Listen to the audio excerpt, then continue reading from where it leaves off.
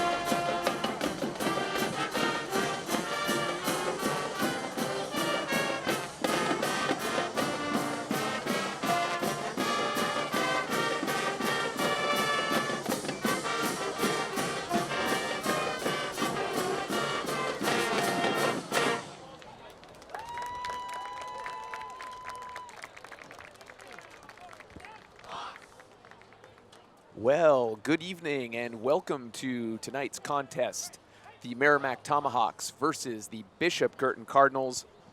My name is Justin Slez. I am the Assistant Media Services Coordinator for Merrimack TV. I am in studio tonight running replays for you, looking for shout-outs tonight. So if you want a shout-out, head on over to our Facebook page, facebook.com/Merrimack TV, or just search Merrimack TV if you're on your phone. Leave a comment under the post about tonight's game, and we will get at you at some point during tonight's game. Whether you're a Tomahawks fan, whether you're a Cardinals fan, we want to hear from you, so leave a comment and we will shout you out. Down on the field, we have Grace LeMay running the camera at a very windy evening down at Student Memorial Field. I want to give a shout out to Gary Kaczynski as the on-field announcer, so you'll kind of hear him in the background giving some calls. But we have the pleasure of Rob DeFelice and Andy Berkeley in the studio calling the game for us tonight. So we'll have a look-see. How are you guys doing tonight? Very well, Justin. Awesome.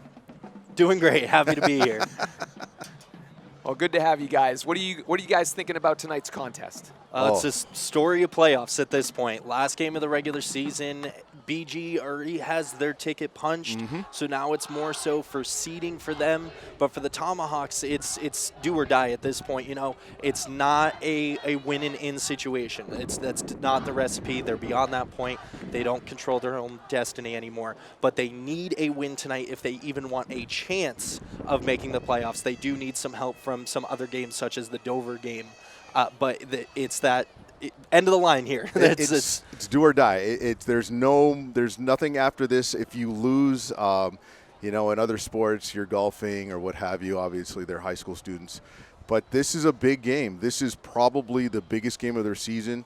There's no room for error. We've been talking all season about some of the things that have hampered their ability to succeed and advance up in the standings.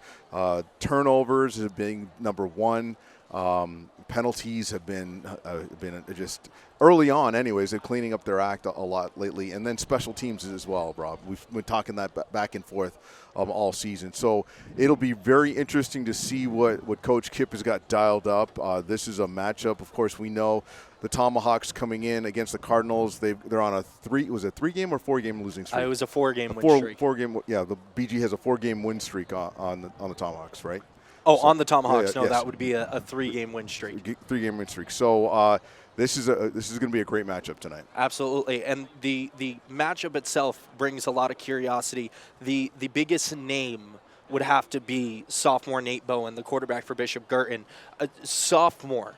Leading the state in passing this season, playing lights out football from under center. It absolutely unbelievable what he's been able to do for the Cardinals this season and will continue to do going into playoffs. The Tomahawks have the number 2 passer in the state in Sahil. Yes, so it's kind of a absolutely. showdown offensively, but where the difference maker will be is whose defense is going to be able to get some stops, whose defense is going to be able to be the difference maker in this game. So that you have the big names, you have the big storylines, but the defensive showdown is really going to be what decides this game. And of course, we were talking, off air, getting ready for tonight's broadcast, and BG comes in with some notable injuries. Chumlecki being one of their senior captains, just a phenomenal player on both sides of the ball. Fayed as well. And so you have 2 major significant injuries on both sides of the ball, on your O-line, your D-line. It'll be really interesting to see what the Tomahawks can do up front offensively with pass protection and creating some gaps in the run game. And then defensively as well, being able to stuff the run, get some pressure on Bowen. We know this kid's going to be able to drop back. He's going to sling it. And it'll be a real good contest, a test for the Tomahawk secondary tonight. Absolutely, and of course for the Bishop Guertin offense as well, they have that 1-2 punch between Bowen and Holmes. So if they can't get that passing game going, they can still put the ball in the hands of the number 5 rusher in Division I football. So they have the ability to do both depending on what's working and what's not, or the remedy of success of if both of them are working well for them on the offensive side of things. So either way, both offenses juiced up, ready to go as we await the opening kickoff here. Looks like Richardson on the kick. Rete trying to cut the corner. Able to get some. Still going on his feet. And what I'm sorry, that was Connor Page, excuse me. What a way to open up the game for the Tomahawks. I get him and Zach back. I always do that. But you're right. What a way to open up the game.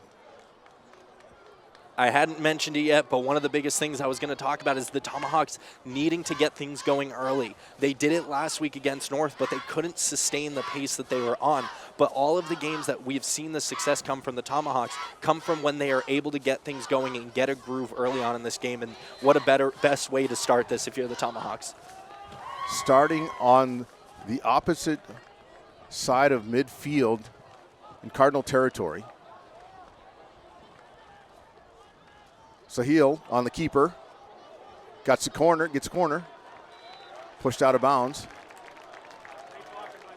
Now, we're going to see this a lot tonight. While Guertin's offense has been very, very efficient so far this season, their defense has been a bit lackluster. Looking at some of the numbers, they average offensively 28.25 points per game, but they give up 30.5 points per game. So this is a defense that perhaps has been saved by their offense in a lot of situations. Very much so. Sahil on a keeper coming around the corner. Oh, gets tackled. Brought down by Christian Neal. Taken down by Neal. And what's interesting, too, the Tomahawks have averaged about 15 points offensively a game. So it'll be really interesting to see what they can do with a team that seems to be a little bit lopsided. Maybe able to give up some stuff on the defensive side of the ball. Bring up 3rd and 7 for the Tomahawks. So he'll back to pass. Oh, just out of the reach of Ozog. Ball intended for Ozog, incomplete. And just as I was discussing this Bishop Guertin defense, they come up with a couple of great plays so far defensively, a couple stops in the run, and they're a pass that perhaps maybe should have been caught, but still able to get that stop. And so far, their defense has done well against this Tomahawk offense. 4th and long for the Tomahawks.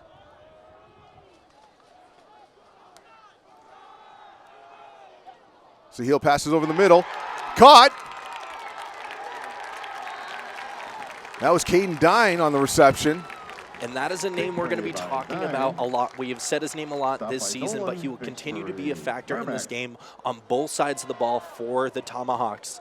And starting things off early there with a huge pickup for a first down.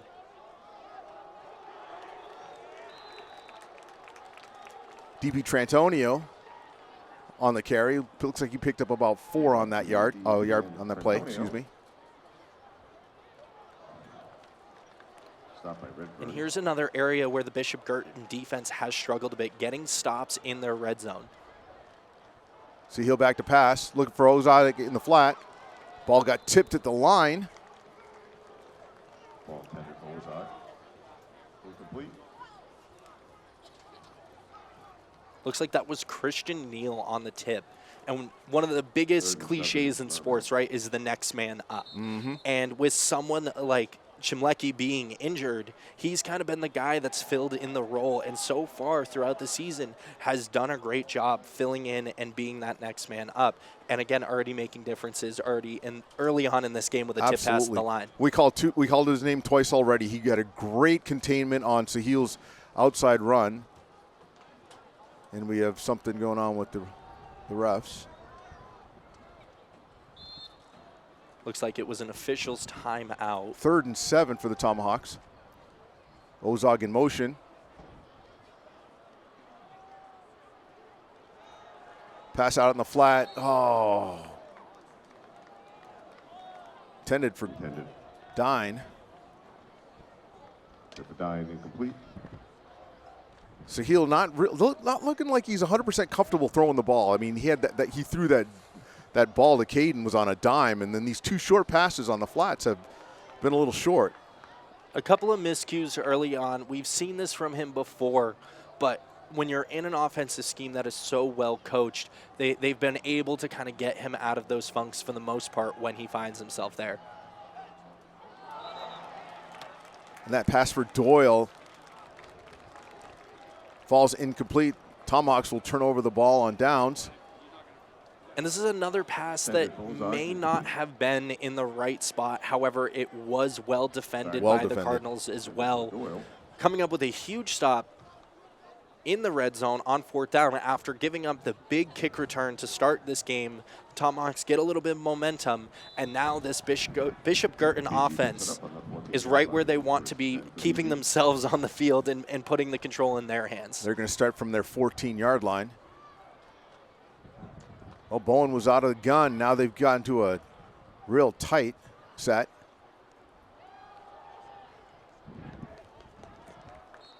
And that was Holmes on the carry. It's an interesting shift to see from the Bishop Guertin offense. They're showing that spread, bring things down, and show almost the Exeter offense, if you will, kind of that tight wing T set into the sweep. Bowen out of the gun. Going to drop back, pass out in the flat.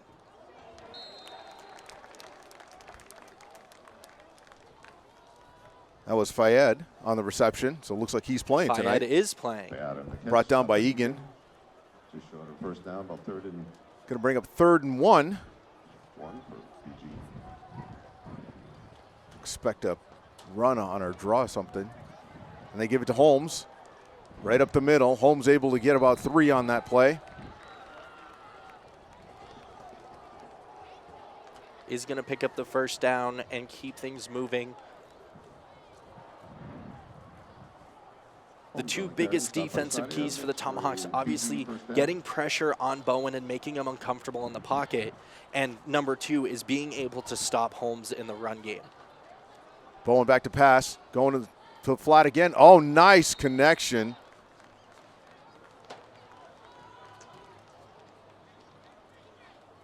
Another first down for the Cardinals.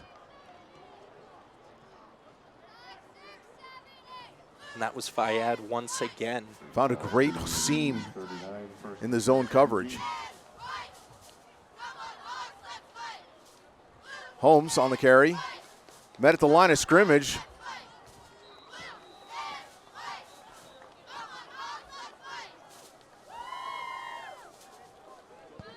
We see Coach Anthony Nalen calling in the play to his quarterback. This is his second season at the helm of the Cardinals. Came over from a decade's worth of experience coaching high school football across Massachusetts and New Hampshire. Bowen on the fake. Pass complete to Alex Dolan. Again, and it's another one of those quick strikes that they keep looking towards. Just a quick slant. You get separation early, especially if defensively the Tomahawks are going to give you space and are going to play a little bit backed off. And they'll throw those quick passes, pick up those handful chunk of yards, and work their way down the field.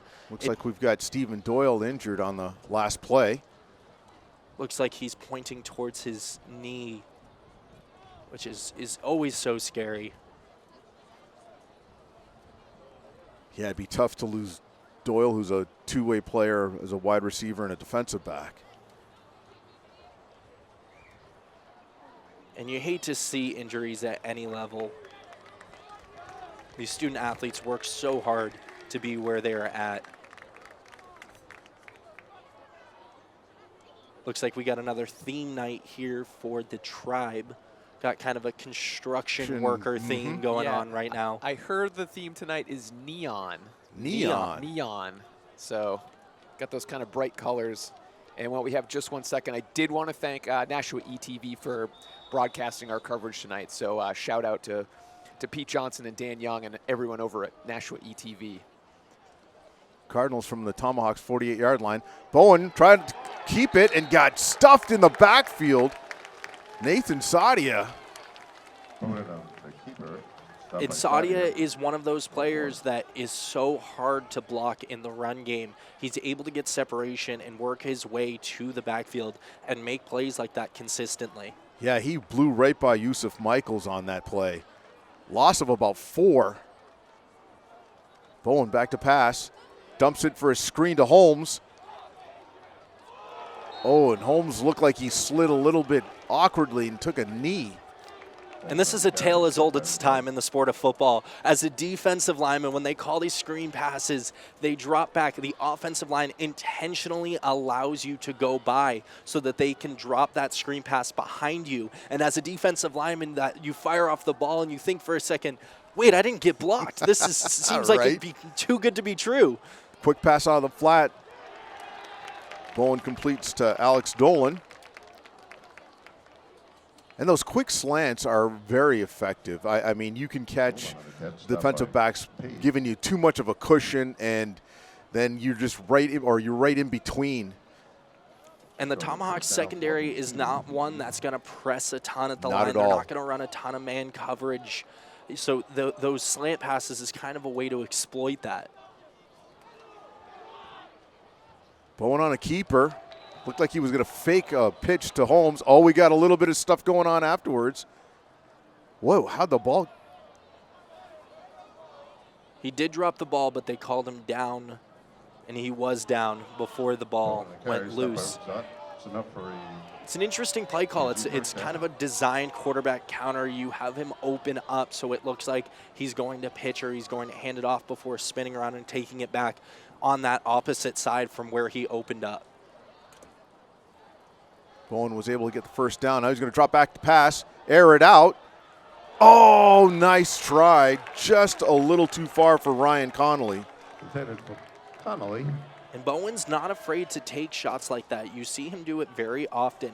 And it is not afraid necessarily, especially when they get ahead of the potential risk behind it. He is a quarterback that has put up 1,600 yards so far this season, but also has 6 interceptions. So those long balls, while they do work out most of the time, it does carry some risk with it. Holmes in motion.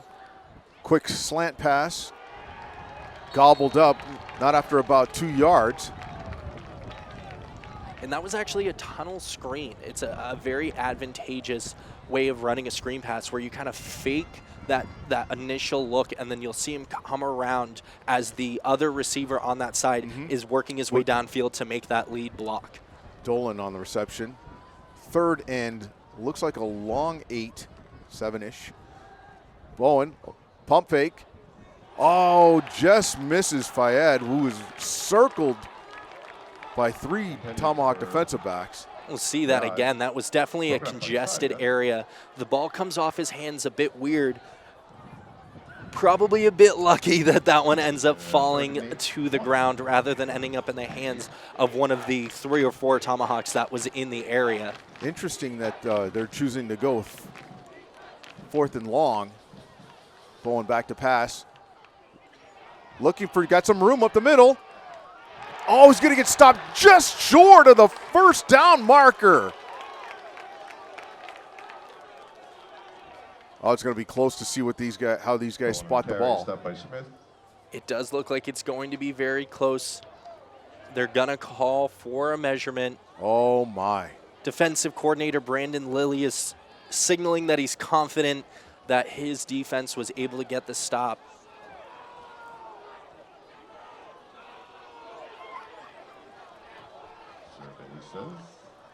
This is where football is truly a game of inches. And both teams now going for it on 4th down twice. All right. And the Tomahawks are able to get the stop. Now both teams are 1 for 2 on those 4th downs. Now we turn the ball back over to Merrimack. We see him scramble, doesn't find a receiver that he wants to throw it out to. And Connor Page making the first point of contact to just wrap him up and stop his forward progress. And another huge stop defensively. We talked about it earlier, that both offenses can execute, but where will each defense step up? Sahil on the keeper. Oh, nice tackle. That was Drew Redfern. Nice open field tackle. Not before Sahil was able to pick up about 6 yards on that play. And as we've said time and time again, he's such a patient runner when he has the ball in his hands. He's not the kind that's going to run downhill and try to drop his shoulder. He's going to wait. He's going to be patient. He's going to find those open seams. This time able to break one for 8 yards. Sahil drops back to pass. Good protection. Doesn't find anybody downfield. Tucks and runs. Oh, nice move. Gets run out of bounds. Takes a seat on the Bishop Guertin bench. Korkalakis Jawar on the carry. is the guy who met Sahil on the sideline. Tomahawks with their first down. No, it's not their first down of the. No, they that's right. They on their first possession. That's right. They marched downfield. We'll see. Oh, we cut it just short.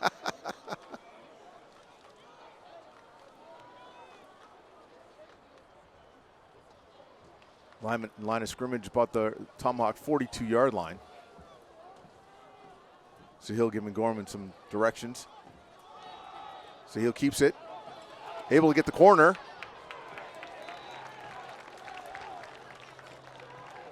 And that's 3 straight rushes for Sahil. One coming off of what looked to be a scramble, but we've talked about him being a dual threat quarterback and able to do it both ways. And we see on the first drive that the passing game wasn't necessarily getting off to where they wanted it to be. So coming out on the second drive and say, all right, I'll keep the ball in my hands and go for it.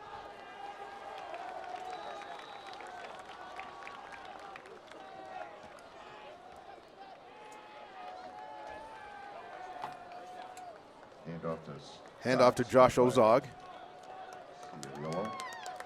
who's able to pick up 4 yards on that play. Tomahawks first down. Have the ball back in BG territory. We'll start this from the 47. Handoff. That was Shea Scott. Able to power through for about 7 or 8 on that play. Looks like he picked up 7 on that. Scott on the carry picks up about 8 yards. Second and about 2. Looks like we're going to get a timeout here.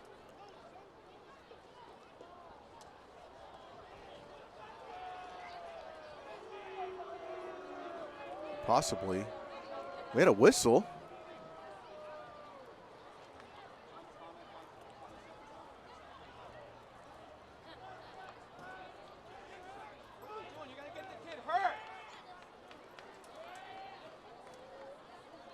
Looks like they're discussing a player being on the field. Typically in something like this, it would have to do with an equipment issue with where the jersey sits or where the knee pads sit.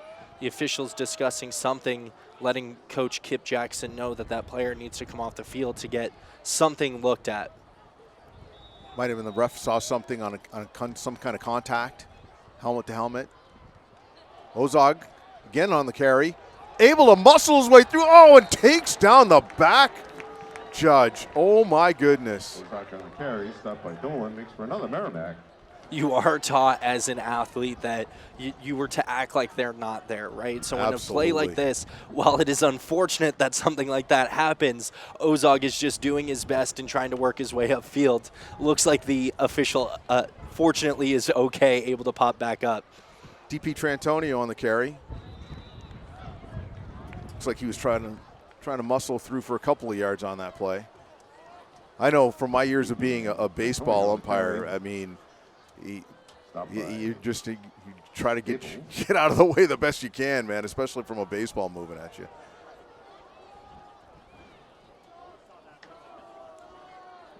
Looks like it's going to be 2nd and 7 for the Tomahawks. So he'll back to pass. Egan. Oh, nice job picking up an extra 1.5 yards.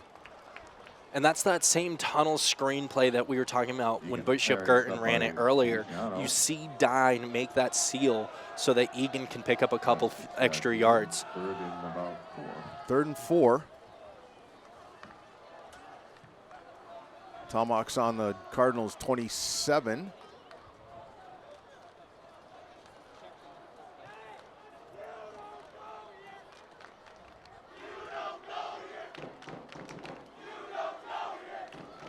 Zahil on the keeper. Able to pick a nice hole. And another big first down with Zahil doing it with his legs. That offensive line able to open up a hole for him so he can get through to pick up the first and keep this drive moving. Tomahawks just outside BG's red zone. Putting together a pretty good drive. And using a lot of the clock as well. Using it to set the tempo and kind of control the pace that they want to play at. Dine out of the backfield. Oh, able to get around the corner. Thought he was going to get stuffed behind the line, tackled for a loss. And somehow able to just keep the legs churning. Dine on the carry. And this ties into what you're told even in the earliest days of football, right? Keep those feet moving. Because as you continue to drive, you continue to push forward, you can break off a tackle, you can pick up a couple extra inches that you may need, or in this instance, stay on your feet to be able to pick up a couple extra yards rather than getting a tackle for a loss. DP Trantonio met at the line, not after maybe about a yard gain. Looks like it's going to be about 3rd and 6. DP and Trantonio on the carry for short gain, 3rd and 6.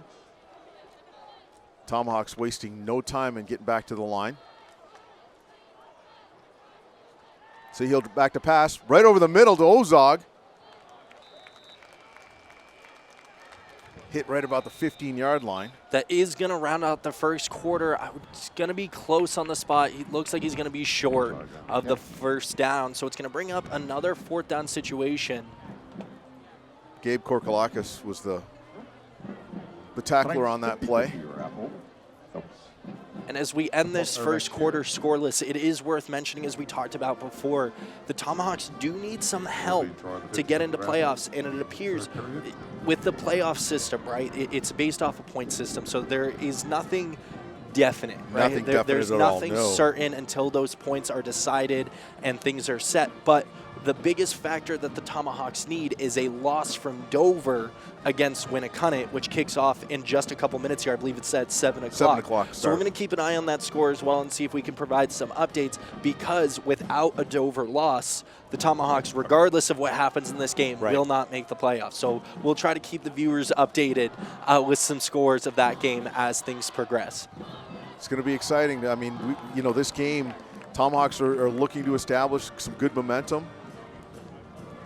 And a surprisingly scoreless first quarter. We talked about how capable these offenses are at moving the ball. And we talked about how the defense is going to need to be the difference maker. And that's what we've seen so far. Both teams able to put together drives, move the ball down the field, but then stall out once they start to get towards enemy territory. Absolutely. And so the red zone has been characteristically unfriendly to both offenses thus far. So it'll be interesting to see what the Tomahawks can do starting in the second quarter. And now another fourth down situation for the Tomahawks. They are 1 for 2 right now. They got the first one earlier on with that pass that was completed to Dine. And then the second one when they were deep into the red zone, the pass that fell short. So now their third attempt here to convert on fourth.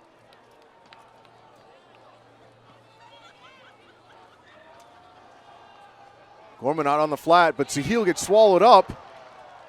The ball comes out.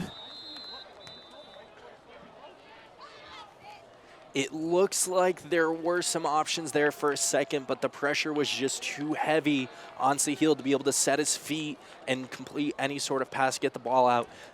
You have to make those smart decisions in the moment. While you want to get the ball out, you want to try to give it a chance that maybe one of the receivers can come down with it. You don't know the repercussions if it gets intercepted. You see up at the top Gorman waving his hands saying, hey, I'm open. But Sahil makes a smarter decision to just tuck it down and take the sack rather than something that could potentially be far more catastrophic. Bowen handoff to Holmes. Holmes finds a huge hole. Brought down by Egan. Holmes on the carry. And you talk about the momentum game shifting back and forth. Both teams able to kind of tip the dial one way or the other. But the best way to start a new drive is to put the ball in the hands of your star running back. And he rushes for 10 yards on the first play of the drive. So now 2 big plays for the Cardinals. The stop on fourth, and now a big first play on first down. Pitched to Holmes. Able to work his way through again. Another big chunk play. Pickup of 11 on that play. And he just had a sea of white jerseys in front of him. Look at that. And that's some old school smash mouth football right there. Everyone's flowing in that direction. Everyone's throwing a block. It's incredibly difficult to defend when you have just that entire force coming your direction and trying to get through 1, 2, 3 guys before you even reach the ball carrier. And it's tough when you get that kind of penetration to the second level. Bowen fakes everybody out, dumps the pass out.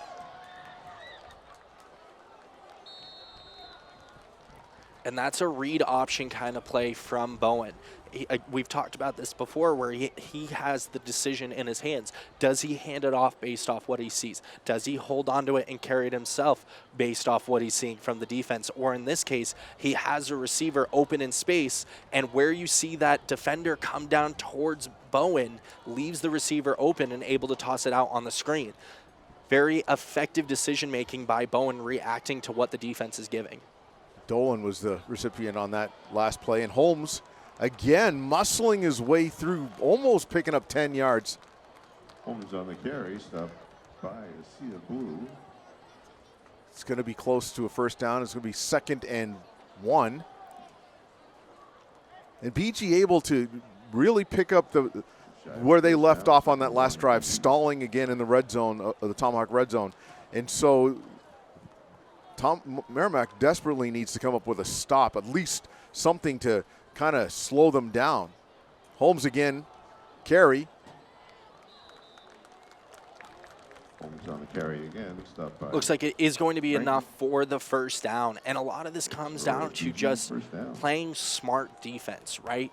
Read your keys, stay home. The old Bill Belichick saying, do your job. right? So you got to be able to make those decisions, be smart in where you're playing. And at the end of the day, the end-all, be-all, make tackles. Make tackles. Good, strong form tackling. You see it all the time. Those arm tackles aren't going to be able to stop someone like Holmes. Not a chance. Bowen, pack to pass. Out on the flat. Ryan Connolly on the reception. Conley on the catch, stopped by Stevens. Looks like a 5-yard gain on that pass play. 2nd and 5, BG.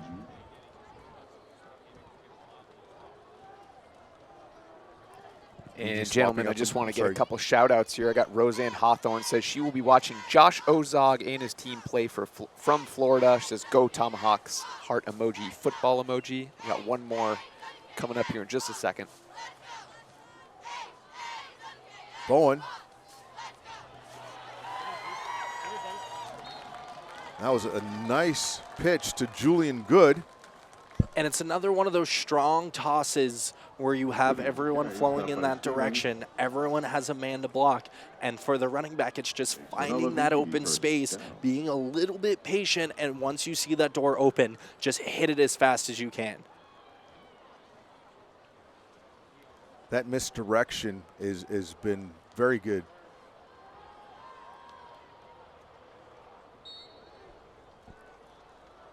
A little bit of a reverse kind of situation there. Not sure if we can get another look at that, but you see a couple quick handoffs happen in the backfield. 2nd and 5 for BG. A little bit of trickery from this offense, but the Tomahawks defense not surrendering a whole lot, now taking a timeout. Coach Jackson appears as though he did not like the look he was getting. We'll see that play once again. So we had Fayad, and then the handoff ends up in Holmes' ball ends up in Holmes' hands. Cheeseburgers, burgers, hot dogs, popcorn, nachos, coffee, hot chocolate. Oh, Gary, don't talk about food. I'm actually going to supersede Gary here, and I got Grammy Smith on the line. She says, go Tomahawks. I will be watching my grandson Colby Smith from the grandstand this evening. Thank you, Merrimack TV, for all your sports broadcasting. Thank you, Grammy Smith, for reaching out on the Merrimack TV Facebook page. If you want to shout out, head on over to the Merrimack TV Facebook page. Leave a comment under the post about tonight's game. Whether you're a Cardinals fan, whether you're a Tomahawks fan, we want to hear from you. Let us know how you're watching, who you're rooting for, and we'll get at you before the end of this contest. And Bishop Guertin knocking on the door. Closest they've been to pay dirt so far in this contest. Holmes met right at the line. Had Feliciano as almost like a fullback. And the Tomahawks defense ready for this one. Ozog able to get through to the backfields, stand him up, and hold on to him long enough that the rest of his team can come in and give a little bit of support to finishing off that tackle. Now the Tomahawks looking at a 3rd and a goal on about the 5-yard line. And we have another timeout, Tomahawks. Jackson visibly upset with a bit of a miscommunication going on with substitutions.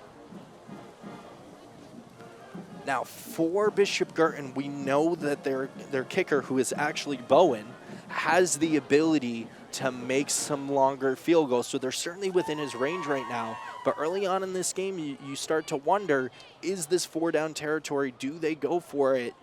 If it comes to that, if the Tomahawks are able to get another stop here, or do they play it a little bit more conservatively, take the 3 points, and get ready to play some defense? I think based on what they have for a 1-2 punch, that if this was 4-down territory, this close to pay dirt, they're gonna go for it, and they come out in a spread. Expect to see a pass here now. They ran the ball twice and got stuffed. They're gonna put the ball in Bowen's hands. Bowen, keeper, looking for a gap, met at the line of scrimmage. Beautiful tackle. They do put the ball in Bowen's hands, but he keeps it on the ground. If you look, you see Holmes working out to the flat, potentially leading the option open for a screen pass, but Bowen decides to hold on to it himself and gets swallowed up once again by that Tomahawks. Nicholas Stevens with a big play, able to shed that blocker and meet Bowen head on. And the offense is going to stay on the field. It is 4-down territory as Nayland keeps his offense out there. And they're showing that tight look once again. Expect some kind of misdirection. Seemed to work very well for them thus far. Looks like they were trying to get the Tomahawks to jump off sides, but they played it with well discipline. Now a timeout. Now Nayland has some time to make a decision, talk it over with his offense to see if they're going to send them back out there, or if they're going to send the kicking unit back out. Either way, it looks like the Cardinals are in a position to score some points, but the Tomahawks now, when they were looking at 1st and goal from their own 7, have been able to put together a couple of stops here and keep them out of the end zone. So if you're the Tomahawks defense, a stop here certainly will shift the momentum further into their favor after giving up quite a lengthy drive there from the Cardinals. And looking at the BG huddle there with the way Nayland was talking, it looks like the offense is going to come back out. Usually when you see those kind of pep talks and that passion from a coach, it's not always about a field goal, if you will. Tomahawks could come up with a big stop here. That could be a huge momentum shifter. Cardinals in that tight set. Bowen keeps it. And he's able to muscle his way through for a touchdown. Looks like there was actually a handoff made. Oh, there was. Or perhaps a bit of misdirection. Maybe it was. Touchdown BG by Goody. So it was. So the ball did end up in Julian Good's hands. See, one more look here off the snap. He does pitch it He out. did pitch it out. And what an effort from Bowen as well. Once he gets the ball out of his hands, turns his shoulder, and becomes the lead blocker for his running back. Not something you see very often. Bowen's kick point after attempt is good. Going on the extra point. Bishop Guertin able to strike first. Perhaps later into this game than we thought it would come. Or probably than they wanted it to, but both teams have had opportunities driving the ball on their initial drives and making it into both of their opponents' red zones, but BG is able to strike first. And for the Tomahawks, giving up a couple of big chunk plays, 9-10 yards as they move the ball down the field, then to put together a 3-down stop and force that 4th and goal and just come up just short, not able to get that 4th stop that they needed, surrendering the 7 points. Now it's about how do you respond, right? Coach Jackson preaches the short memory, keep your head up, dust it off, and let's move on. But they need a response here to keep that momentum balance rather than giving up another short play, or short drive, excuse me. BG goes with a short kick, almost a pseudo onside kick. Bowen. And what this tells us is BG watches their film. They do. This is something that many teams have used against the Tomahawks to catch them off guard, kicking an onside kick at a random time and getting the Tomahawks unprepared. It's worked about 3 or 4 times against the Tomahawks so far this season. Goffstown being the major initiator of that earlier in the season. And that was DiMaggio able to cover that ball. Tomahawks start with favorable field position from their 46. Dine not able to get any yardage, actually going to lose about 2. Hand off to Dine. Dine tries to cut back, tries to find a seam, but it wasn't there on that play, and Bishop Guertin's defense able to get that stop in the backfield. Looks like it's going to be 2nd and 13, long 12. So heel out of the gun.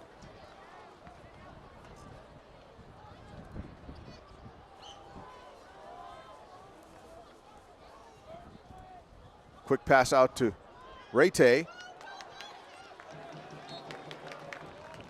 Zach able to pick up about 4 on that play. Stop by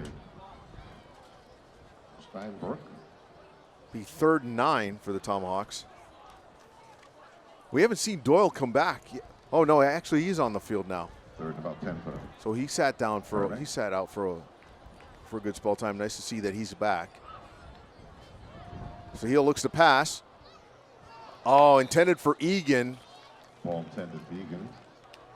Looks like it just falls out of his hands. Now on a pass like this, you intentionally throw it a bit lower so it's in a position that only your receiver can get it. But at that point, it was just too low for Egan to be able to scoop it up and hold on to it and bring up another 4th down for the Tomahawks. This being the first time we see the punt unit come on the field after going 1 for 3 on 4th down attempts so far in this game.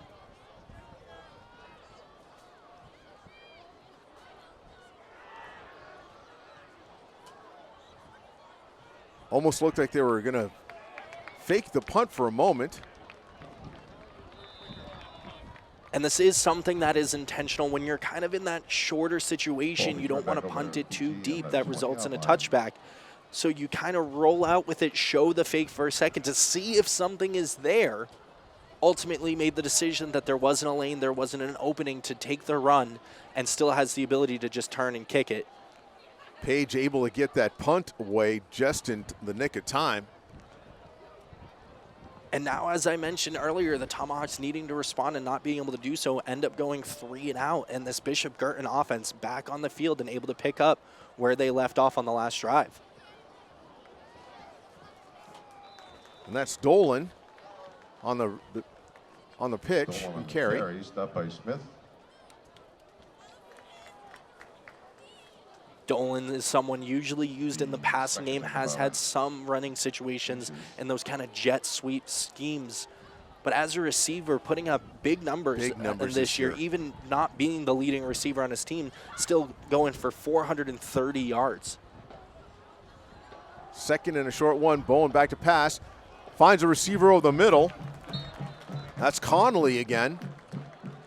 And that is a laser beam of a throw. In situations like this, you see him get just behind the linebackers. That's only going to be open for just a second before the defense is able to pick up on it. So Bowen having to just fire that shot right into the hands of his receiver to make sure it gets there before the defense responds. And he's had great protection up front. He hasn't had a lot of pressured passes. Pitch to Holmes. Able to muscle his way through for 7. Holmes squeezing his way through the crowd. Now they look like they're going to spot him about 6 yards on that play. And that's just some more tough running from Holmes, showing that it's going to take more than one man to bring him down. He's not going to stall out. Bowen under center. Holmes in motion.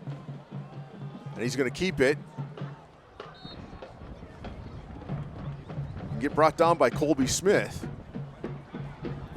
Bowen the carry stopped by Smith. And they show that quarterback redirection counterplay for the second time. 3rd and inches for BG. BG going again with a tight set. Oh, able to draw the Tomahawks offside. You got a dead ball, encroachment by the defense, 5-yard penalty. The Tomahawks will give away the first down. After having them in a 3rd and 2 situation. Looked like both Sadia and Rayte were the culprits. Quick handoff inside.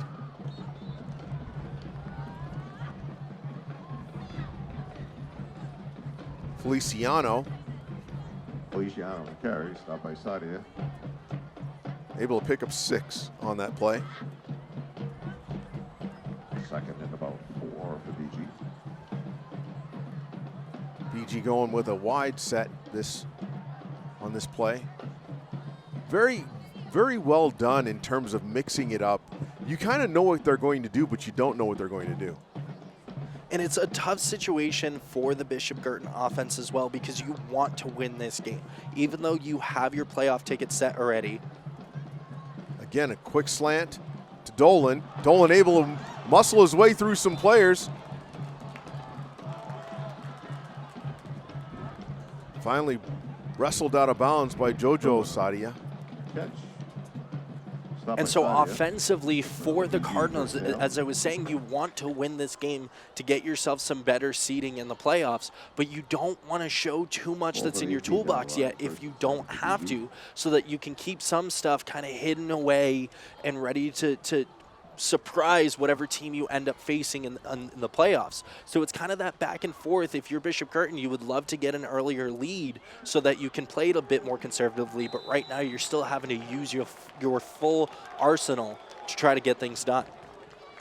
And they tried that almost that reverse play again. Holmes ended up getting stuffed behind the line. Yeah, BG right now ranked 10th in the standings. Right in that bottom section there. There's a couple of other teams above them. Obviously, we know the Tomahawks are below them, trying to climb out of that 14th spot. Bowen out of the spread, looking to go deep. Has a receiver over the middle. Oh, intercepted in the end zone by Doyle. And the Tomahawks very, very fortunate on that one. Not sure if the viewers picked up on it, but there was some miscommunication about personnel by the Tomahawks defense and a very late substitution as that defender was running all the way across the field to get into position just as the ball was snapped. And Bowen putting the ball in a place where Doyle was able to go up and get it. We see him come all the way across the field here before the ball is snapped. Not sure if Holmes slipped on that play, wasn't able to get to where Bowen was going to drop that ball in. Tomahawks have 2 minutes and 15 seconds left in the half. Try to get some points on the board. Handoff.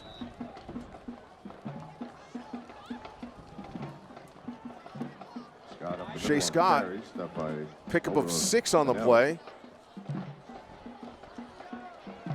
Tomahawks only have 1 timeout.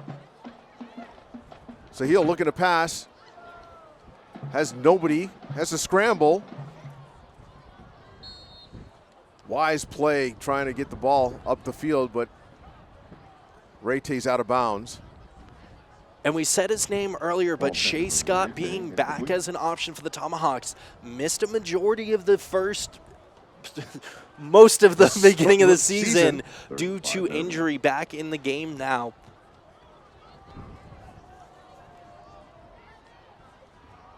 Clock stops with a $1:48. 3rd and 5 for the Tomahawks. Sahil back to pass. Rolling out. Pass is almost picked off. And now Jackson has another decision to make. Not a lot of options available there. Well defended by the Cardinals. They are going to send the punt unit out on the field. It is a tough spot to be in with the time that's left on the clock. If you go for it on 4th and you don't get it, you're leaving a very strong offense in a position to score before the half. So the smart move is to kick it away.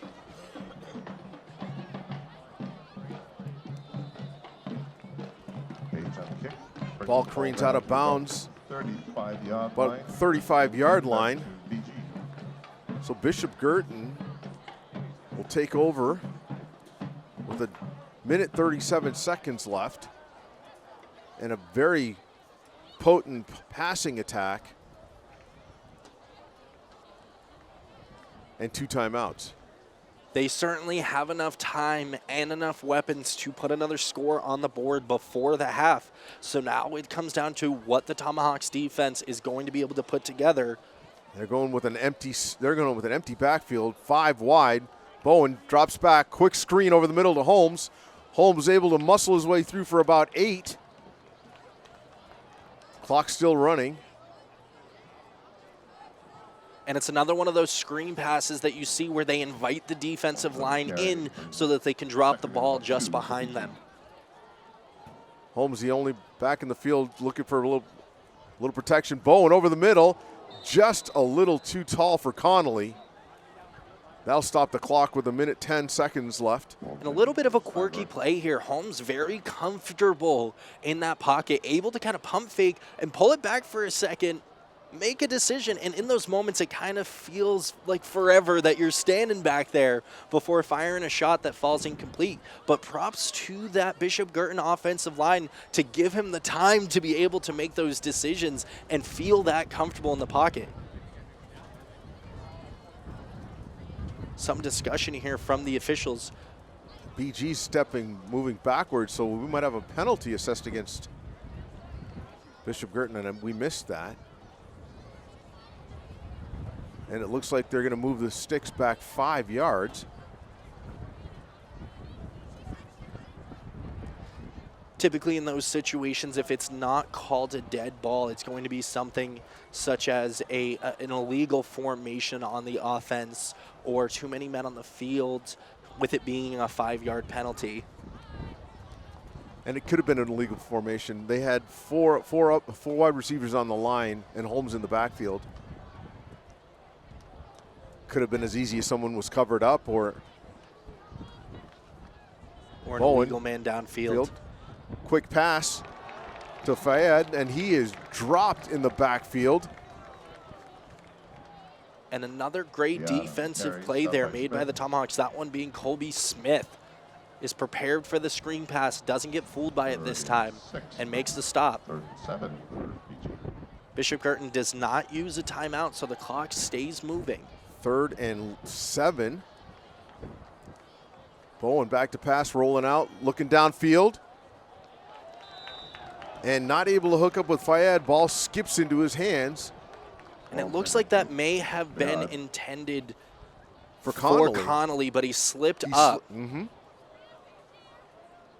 I noticed that too. He was slipped, and then Fayed was right behind him.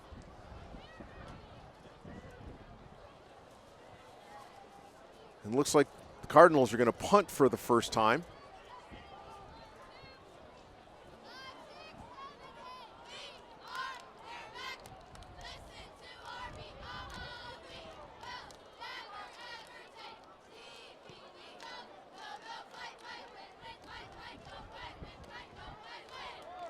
Tomahawks content to let the ball roll, and Cardinals down the ball. And now with 27 seconds left in the half, 1 timeout, Tomahawks maybe looking to take a shot or two to see what they can get down the fields. And if nothing's there, if they don't pick up much on the first play or two, they'll likely just be content taking a knee and going into the half. I will say, it seems that the Cardinals secondary has been playing much better than the Tomahawk secondary in terms of, you see Sahil not being very comfortable having to tuck the ball, run, in some plays that he's not finding some open defenders. And I think that's coming to mostly in part due to the pressure that Bishop Guertin's front is able to get. Dine launches the ball out of the backfield. Oh! Looking for Doyle down the sideline. And a little bit of trickery there with the wide receiver double pass situation. A lot of times when you see those, you see the defense kind of flood downward because the ball is in a receiver's hands. So they're coming up, stepping up to make a play, and then that's when the second receiver is able to get behind and kind of sneak to an open space. But well defended, again, back to that do your job mentality, Bishop Guertin able to make a stop.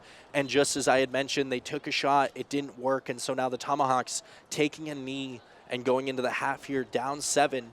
Bishop Guertin will receive to open up the second half. And what has been a very surprisingly low-scoring game. I would have expected that the guy to throw the ball in that situation would have been Egan versus Dine. But again, something they probably practiced a few times. Caden able to, launch, get the ball good distance downfield. And a close one here in Merrimack. Perhaps a bit surprising for what the experts may have predicted here in this game, but Bishop Guertin leading the Tomahawks 7-0. Only score coming off of a lengthy drive that was put together on a 4th and goal from the 2 situation where Bishop Guertin was able to punch it in. And before we turn things over to the band, I did want to mention no score updates out of Dover yet, which leads us to believe that no score has come of that game yet either. So it's staying close between Dover and Winnacunnet as well. Again, that is the game that the Tomahawks are keeping a very close eye on. They need a loss from Dover as well as a win tonight to have a chance of making the playoffs. Be really interesting to see what I can't think of the word, adjustments. Thank you. Both teams come up with as they come out. Both teams have had some good momentum shifts back and forth.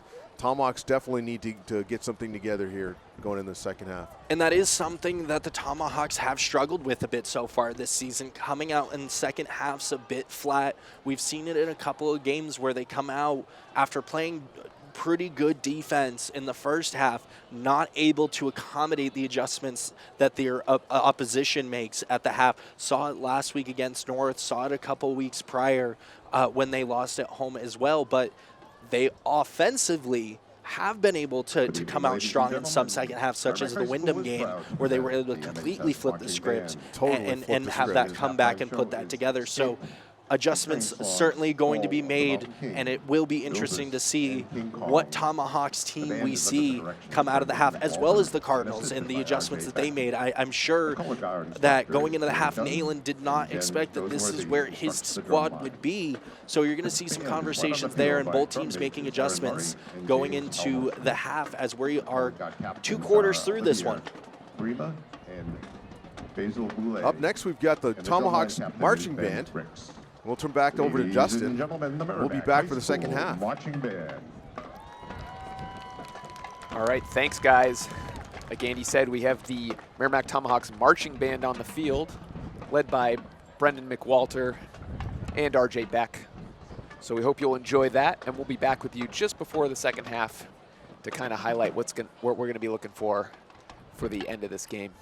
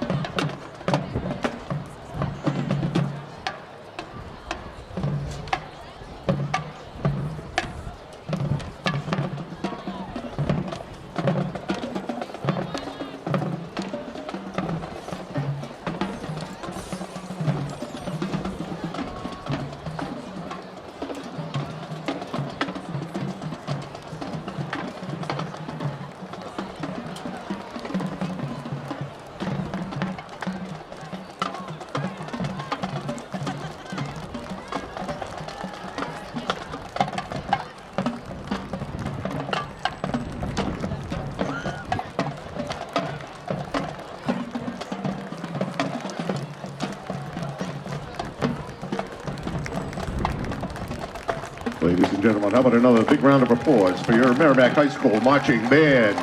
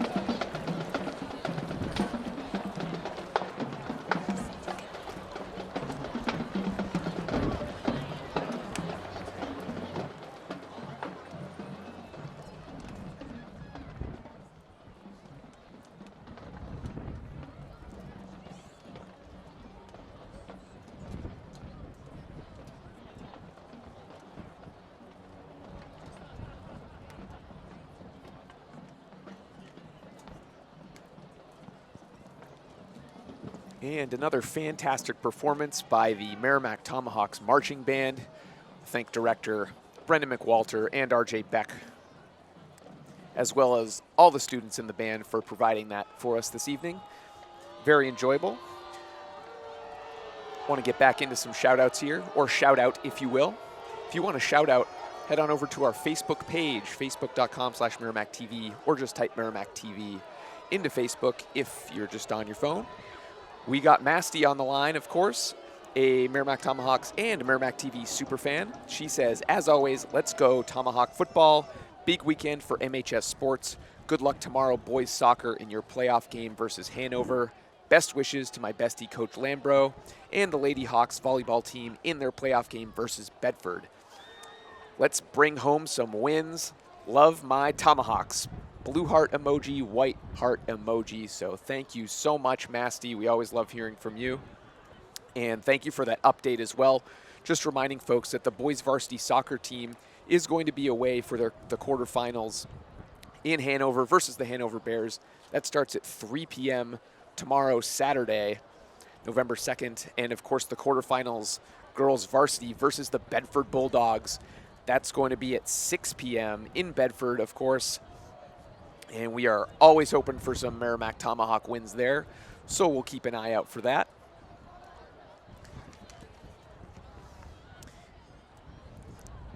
I want to thank you for watching today's event on Merrimack TV. If you're interested in learning more about Merrimack TV, email Nicholas LaValle, the Media Services Coordinator, or myself, Justin Slez, the Assistant Media Services Coordinator at Merrimack TV, be at Merrimack TV at merrimacknh.gov.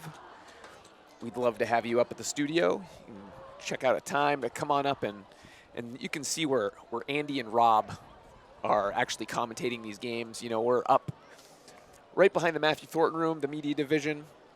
If you come up for maybe a town council meeting, a planning board meeting, you look in the back of the room, there's a big piece of glass, and you will be able to see behind that glass, of course, the Merrimack TV staff running the program.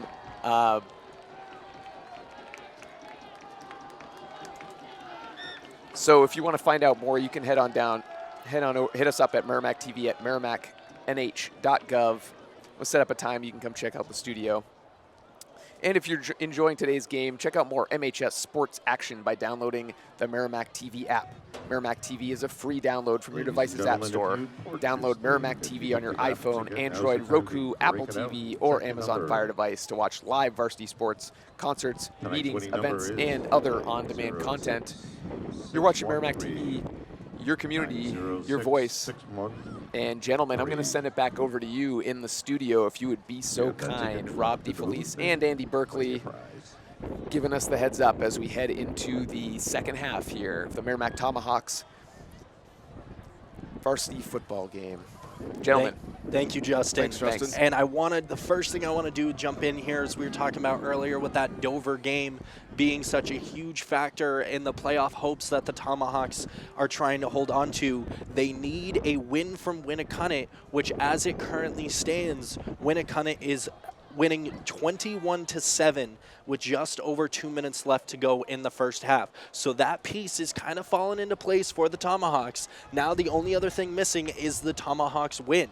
So as we had said, they need both to have a chance. It's not a guarantee. They need both. And right now, Winnacunnet's opening the door for them, so it's kind of in their hands at this point, trailing 7. Bishop Guertin is kind of trying to slam that door shut on them. They are. And they're not letting up, even though they already have their playoff ticket punched. You still see all of their starters on the field. You're still seeing all of their players play and the offense run.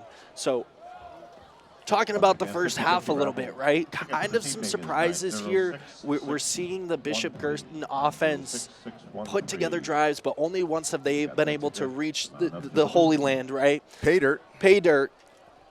Couple of mistakes, the interception in the end zone. Which Stalled that drive out as well.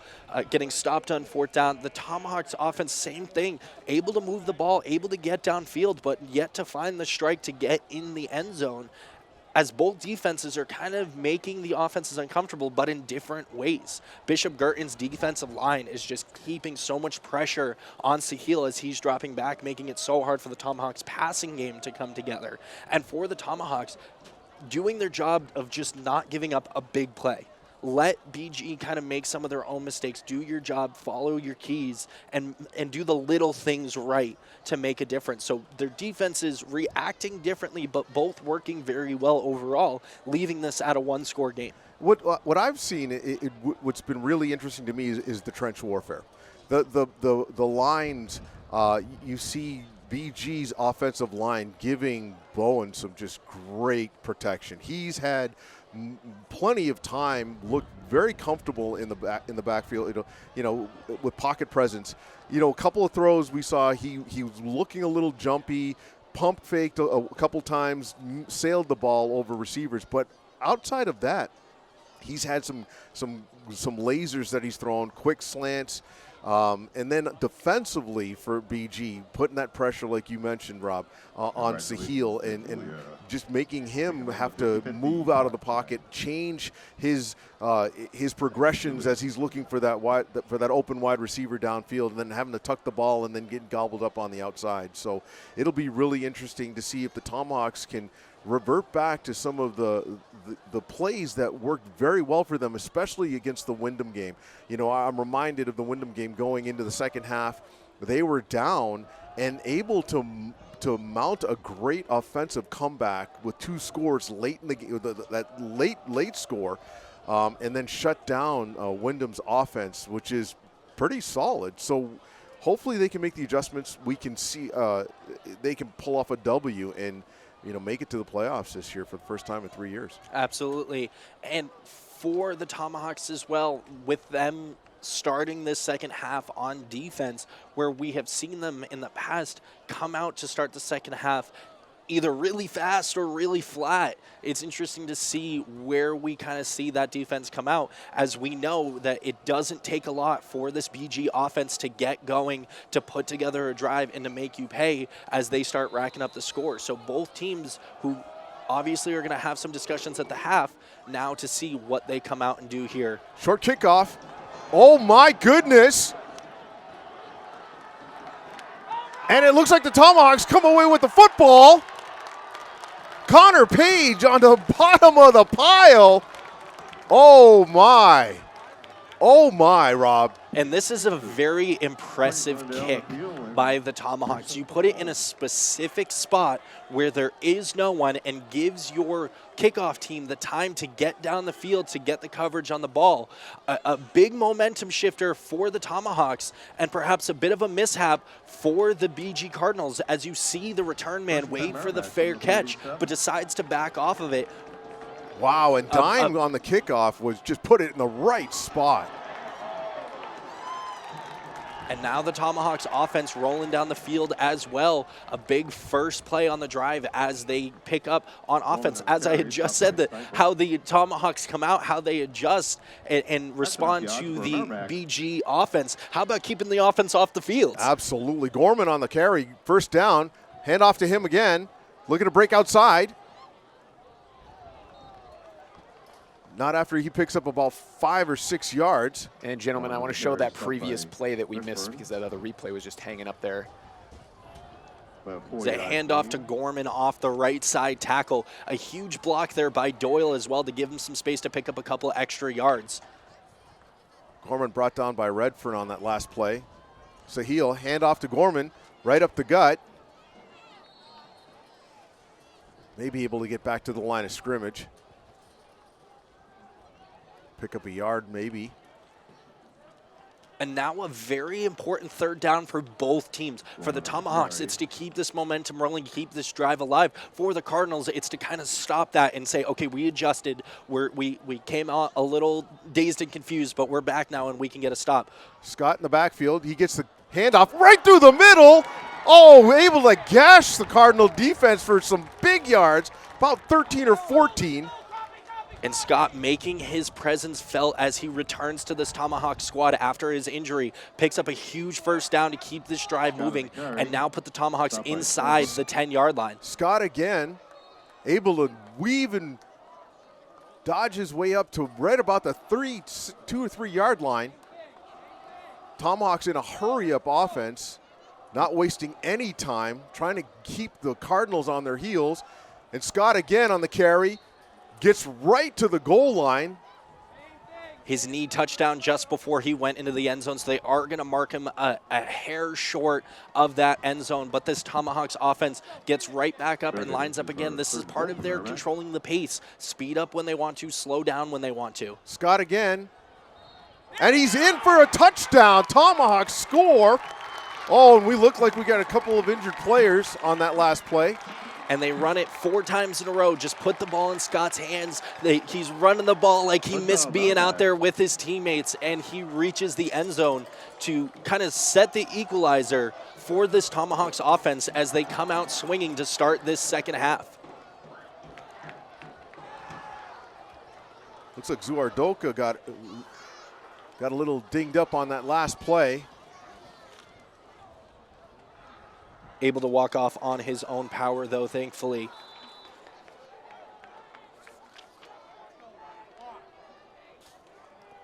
Dine on the extra point, and it is no good. Oh, boy. Oh, boy. We've seen this a couple of times along the way for the Tomahawks. That extra point being very costly down the road could be the difference maker. We've got an injured Cardinal on the field. And we've talked special teams being probably number 3 or number 4 of the challenges for the Tomahawks. Obviously coming up with a big kickoff. But the Tomahawks haven't been able to find a consistent kicker this year. We've seen a few guys cycle through throughout the season, and Dine getting the nod here on the last home game.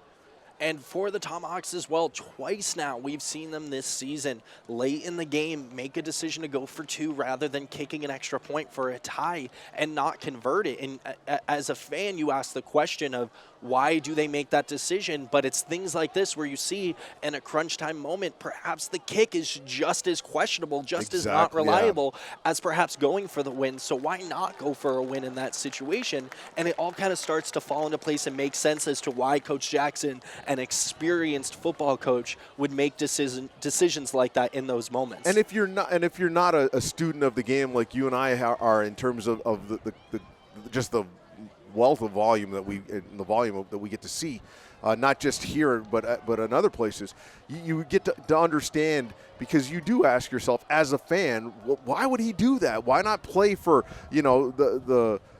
play for overtime or what have you? And momentum, different things that he's seen, different cues or what have you. He's making the best call with the information that he has, and unfortunately, you got a 50-50 shot. but the Tomahawks do bring the game within 1 point, come out real strong to start the second half, get the mishap kind of sort of onside kick. And they do it to try it again. This time, Cardinals are waiting for it. And turn that turnover by Bishop Guertin into an offensive score. And now it again falls on the shoulders of the Tomahawks defense as well as the Bishop Guertin offense to kind of dictate where the momentum now is going to tip in this game. Currently, it would lean in favor of the Tomahawks, but the Cardinals certainly have the ability to switch that up very quickly.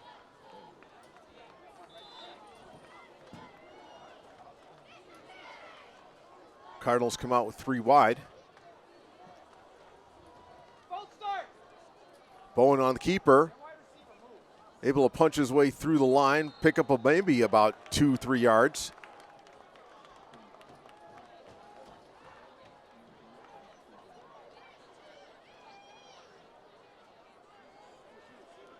Oh, they're going to give him a very generous spot for forward progress.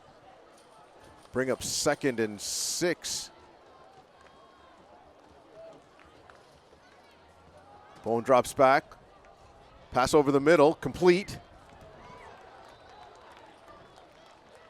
And the Cardinals showing that trip set to the left side and running what's called a flood concept, where you're putting different guys at different levels down the field to find that open space, and you read as the quarterback the shortest guy to the deepest guy and then back down, and the middleman end up being the one that's open and gets the throw there. Fayette on that reception. First down, Cardinals. Looked like Dolan fell down.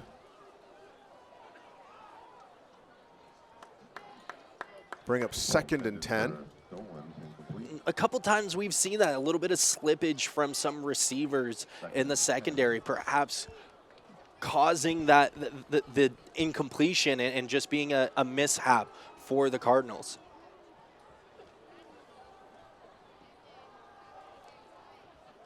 Bowen able to threw a laser to Fayette and not able to. Ball intended for Fayette. And once again, that ball is put exactly where it needs to be by Bowen. It is a well-thrown ball that it's out on his outside shoulder, which is the opposite shade of where that defender currently is. Fayette just not able to pull it in. 3rd and 10, crucial down for the Tomahawk defenders. Ball falls incomplete again.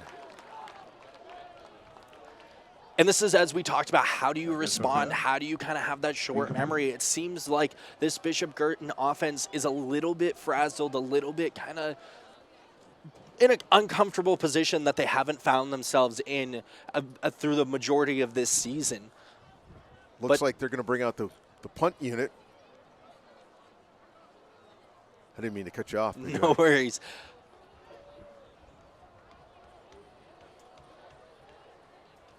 Tomahawks with an opportunity for some decent field position. Doyle slips back around his 7, able to get out to the 20. And a late flag comes in. Looks like it's going to be a hold against the Tomahawks. With a flag on the field.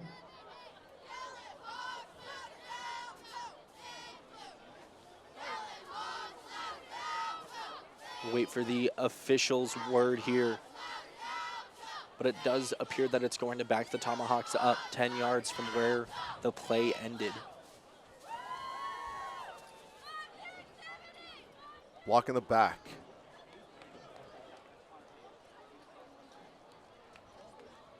And we'll take another look here, see if we can get a look at it. It was a low snap on the punt, and the Tomahawks able to get through a little bit, but not able to get a hand on it. There we see it. Yep, there we go. 20. Penalty against Merrimack, backs it up to the 10-yard. Yeah. It's Connor Marshall. Thomas will start from their 10. Handoff. DP Trantonio. And Trantonio on the carry. Looks like he picked up about 7 on that play. Linnell. Looks like we are going to have another flag here. Possibly against the Tomahawks. Hey, there was a hold by the offense. Gonna go half the distance, replay first down. And that will negate the run by DP Trentonio off of a hold. Be first and 15 for the Tomahawks, backed up to their 5. And they do have to be careful. The Tomahawks did give up a safety last week. That, of course, coming from a blocked punt. But when you're backed up this far, it is very dangerous territory, especially if you're dropping back to throw the ball. So Heel back to pass, trying to air it out, looking for Doyle down the sideline, and he makes a catch! Doyle able to go up over the defender, was defended well by Faulds. And this is what you call a 50-50 ball. And for the quarterback, it's not something you throw unless you have that connection, you have that confidence with your receiver that, hey, if I put this ball up in the air there, I know that you're going to come down with it and you're going to be able to make that catch. And that shows just that connection that Sahil has with Doyle. DP Trentonio up the middle, able to pick up about 4 on that play. And if you're the Tomahawks, that is the play you needed to swing some momentum back in your direction. And it's a huge confidence booster, too, for the offense. Especially after making a couple of costly mistakes and burying yourself deep off of your own volition to be able to dig yourself out of that hole. Gorman on the carry, able to knife his way up, pick up another 4 or 5 yards. Carry, stopped by Peter Liddell. Be 3rd and 1. 3rd and 1 from the 44 for Merrimack. So Heel on the keeper, able to pick up 2 yards on the play, almost 3 possibly. Able to pick up the first down. Tomahawks able to move the chains. Definitely putting together a nice drive. And we're seeing from BG now, despite the circumstances, despite what's been going on this drive, you can see how well of a coach team they are by the fact that after every play, they're getting right back up, they're getting back to the line, getting in their stances. They're not kind of showing that grogginess and out of it. Wide open, Dine down the sideline. He's going to run in. Touchdown, Tomahawks. Dine able to find a hole behind a defender, wide open. Oh my goodness. And that has been the story of the season for Dine. Comes up big when he is needed most for the Tomahawks and make those huge plays, whether it's a long touchdown, whether it's a nice play on defense. Dine is the guy that's going to make those plays for the Tomahawks, and he does it again here as he finds that open space on that wheel route to then get out up along the sideline, and put the Tomahawks ahead for the first time in this game.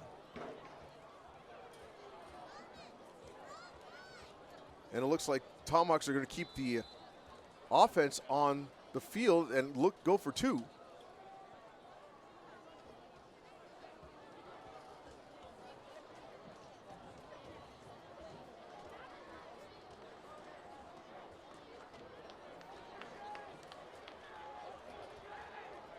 Scott in the backfield. Dine in motion.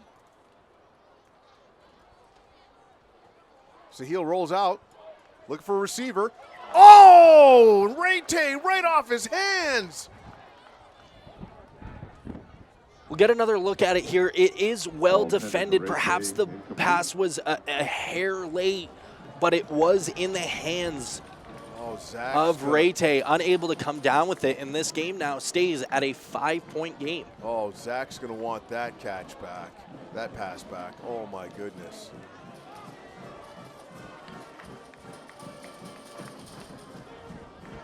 And now the Tomahawks leading this game for the first time late in the 3rd quarter. As this second half, they've come out with the momentum in their favor. They're doing, with the exception of a couple of penalties, doing the right things on both sides of the ball and getting the job done. And now once again, you ask the question of how is this Bishop Guertin offense going to respond?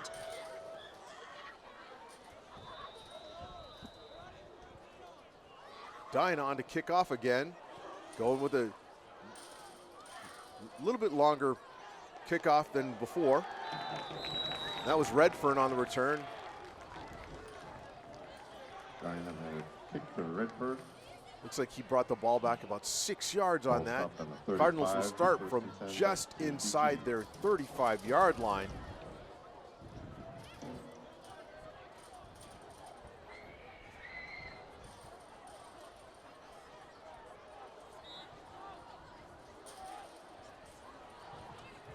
And they go with that tight set, so we can expect a counter. Pitch to Holmes. Holmes tries to turn the corner. Able to pick up about 3 yards on that play. Well defended by the Tomahawks. And the Tomahawks starting to pick up on the fact that when Bishop Guertin shows that wing T formation, to expect that power sweep, that strong toss to the outside, and they were able to make that adjustment and make the stop for the first time that the Cardinals show that personnel in that set here in the second half. Trips left. Bowen looking to pass. Late blitzer, and it's picked off! Page picks off the ball. Oh my goodness, what a turnaround already. We've got a lot of football left in the game. But my goodness, did you see the late blitzer? I don't know if Bowen picked that up and he rushed the pass, but Page was in the right spot at the right time. And it is an uncharacteristic mistake here made by Bowen. Usually a very smart passer rushes to get the ball out of his hands and just puts it in the wrong spot, not where Fayad was waiting for on the hook route. And Page able to jump in front of it and come down with the interception.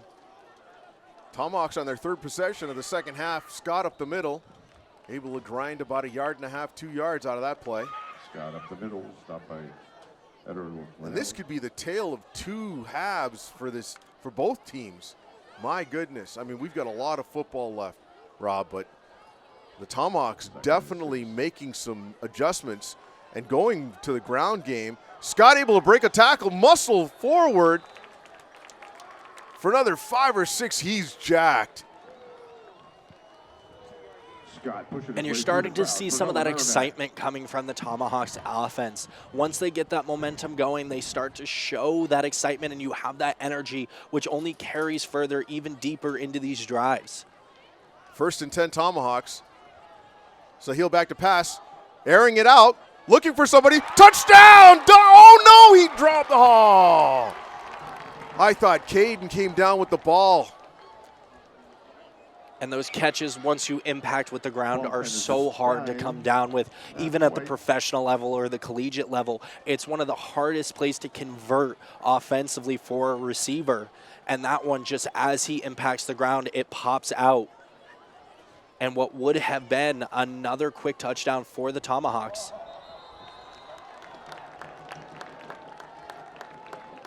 That was a replay of the kickoff return by Page. And now a penalty, an encroachment penalty going against the Cardinals, as the Tomahawks are able to pick up a free 5 yards. Be 1st and 5.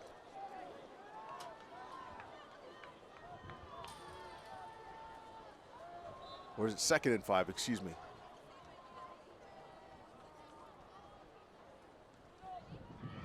Handoff, Scott up the middle. Able to lunge forward, pick up 1 yard or 2. Uh-oh, and we have an injured Cardinal. Looks like Dolan's down. That would be a big blow for the Cardinals to lose both an offensive and defensive threat like that young man. And as we said earlier, it's always so unfortunate to see any sort of injuries. We hope that he is okay. It is nothing serious. As the trainers come out to take a look.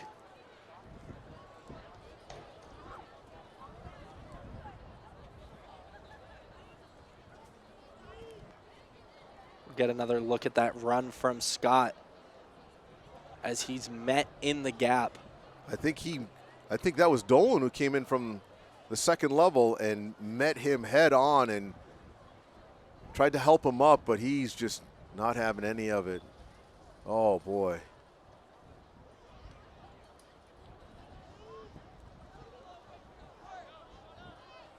Looks like he's still down on the field.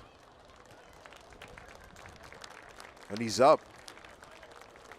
Nice to see that. And it's a good sign to see that he is walking on his own power off of the field.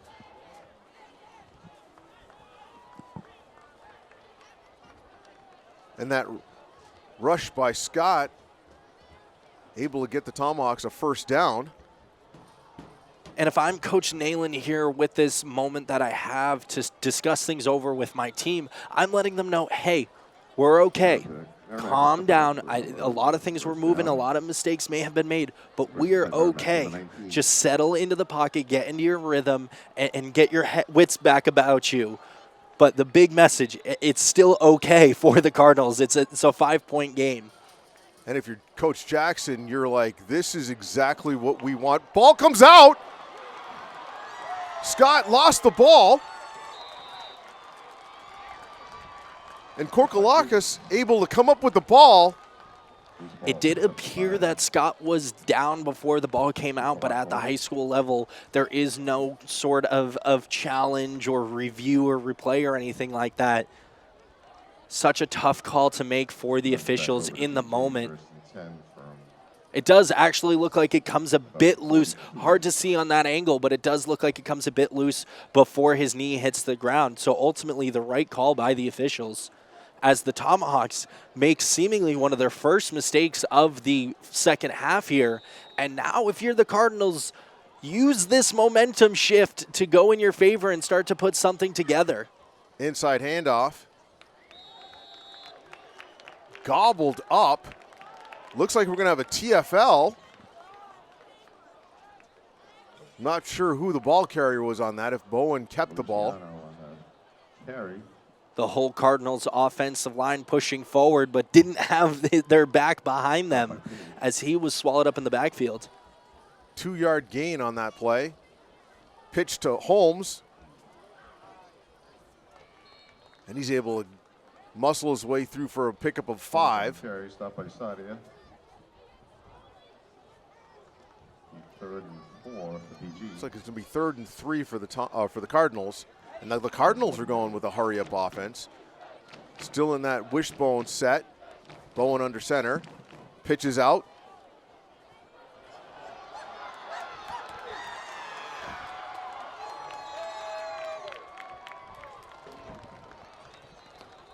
And Julian Good with a big gain, but looks like we have a flag on the play way back,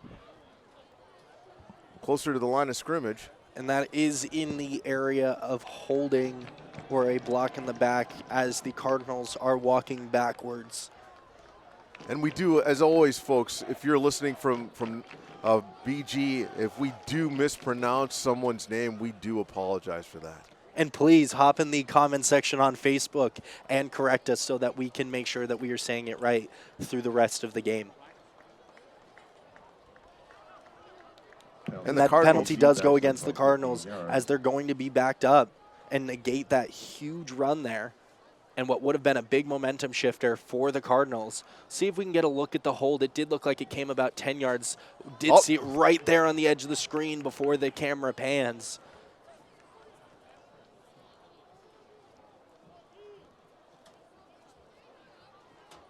And a costly mistake, especially since it's away, far enough away from the ball.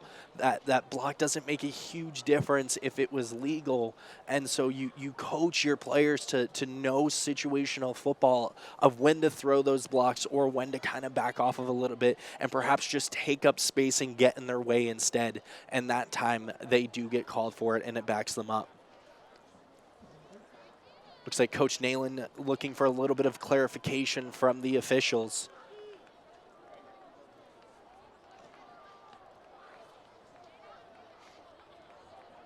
Third and 8 from the 44. Cardinals exchange some players. Going to be 3rd and 8 from their 44. Going with trips to the right. Going back to pass, drops back.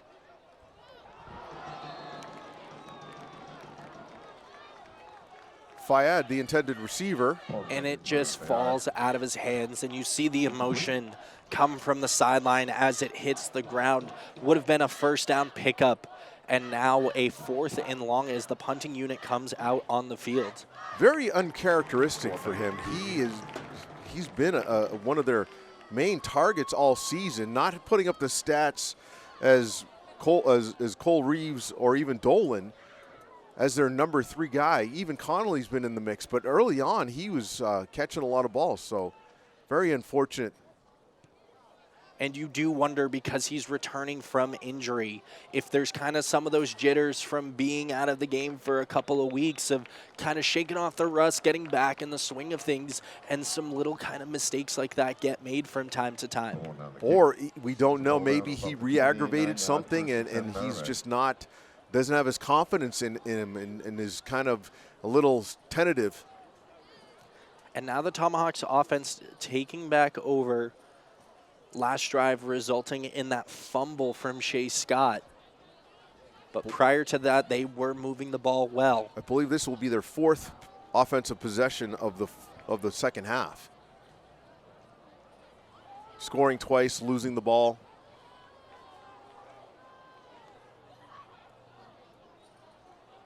So he'll back to pass. Going to air it out. And we're going to have an interference call as Doyle was trying to get his hands on the ball.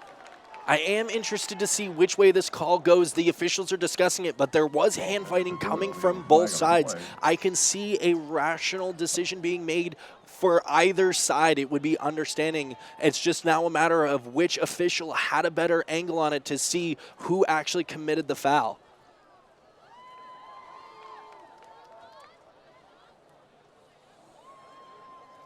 And we await the official's word. Unless they neutralize it. It is going to go against the Cardinals. That's a big play. And we'll take another look at it. As I said, there was kind of some hand fighting on both sides. That was Falls on the defensive side of the ball. But the difference maker in a situation like that, and why that's the right call, is as the rule states, both players have an equal opportunity to play the ball. And in that instance, Doyle is trying to play the ball, and the defender is playing Doyle. So that's why you see the flag go against the defender rather than Doyle. DP Trantonio out of the backfield. It's a foot race. Touchdown, Tomahawks! Oh, Antonio's going to love that replay. Oh, my goodness. And the Tomahawks gashed the Cardinals for their biggest offensive play of the game. And a rather routine run that is called by the Tomahawks. An outside zone that goes off tackle. A huge block there made by Shea Egan as he's able to cut it inside of that block and take it to the sideline with nobody behind him and outruns any of the other defenders to the end zone. Great block by Shea Egan on the outside. Absolutely, and it's one of those situations where the stat sheet shows DiPietrantonio as the touchdown scorer, but without that block from Egan, that touchdown doesn't happen. So both receiving their flowers, if you will, for that huge play. Pass out in the flat. All right, Dine. 2-point conversion. It's good. And for those keeping track at home, it is the exact same 2-point play that they ran before, but this time the ball going to Dine rather than Rayte, and Dine able to bring it in to get the extra 2 points after the touchdown. And now the Tomahawks take a 2-score lead late in the third quarter as everything seems to be going and trending in the favor of the Tomahawks' momentum. A lot of football left. Certainly a lot of football left. Quarter and a slice. And if you're Kip Jackson, while you want to be excited, you're having the conversations with your team that, hey, last week against North, we had a situation just like this. We were ahead by 2 scores. We were feeling good, but then we let ourselves lose focus of what was going on, and North was able to come back and score after score after score and ends up running away from the game that the Tomahawks had at one point a 21-7 point lead. So for Coach Jackson, it's telling your team, don't stop. Don't lose that focus. Don't get too excited now. Keep going. Short kickoff by Dine. Steinbrook on the return. Goes one direction, comes back the other. Eventually brought down around the 33-yard line. Steinberg on the return. Stop by Sadia.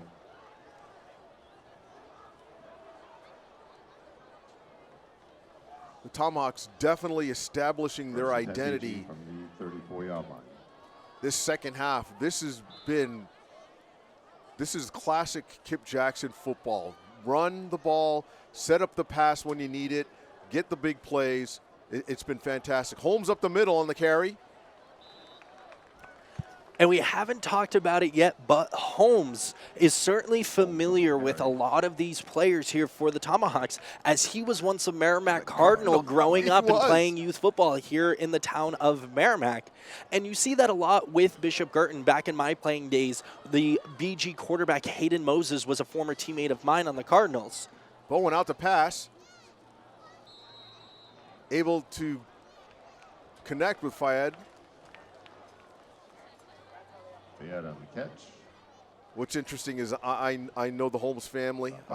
Very good friends with AJ's dad. Him and I worked together for years, and he was actually out at the last home game the Tomahawks had, rooting on some of the players that he used to coach back in the day. Some of the graduating seniors. Bowen drops back to pass, looking to go deep. Oh, intercepted again! This time Doyle.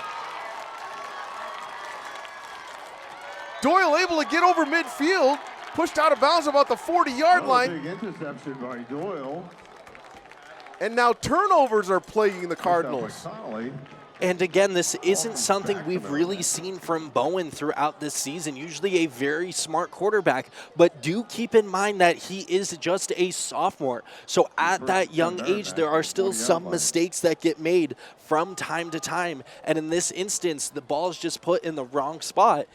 The good news for the Cardinals is, however, despite how the rest of the season goes for them, when you have a quarterback that is as talented as Bowen is, you still have plenty of time to correct those little mistakes and become even better of a talent that he is in the years to come. Absolutely. And again, Feliciano able to get some good penetration, gobble up Gorman in the backfield, so tackle for loss. Tomahawks will lose about 2 yards on that play, possibly 3. And maybe one spot possibly down in the standings as a possible outcome for BG. They're still going to advance to the playoffs. Tomahawks desperately need this win, and Winnicott needs to beat Dover.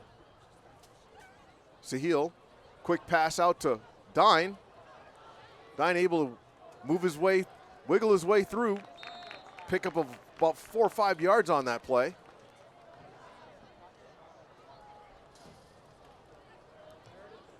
And as of our last update, the Winnicott Warriors are leading Dover 21-7 at the half, which was about 20 minutes ago. So they should be kicking off their second half pretty soon. 3rd and 7. Gorman, gobbled up in the backfield. Feliciano and company again.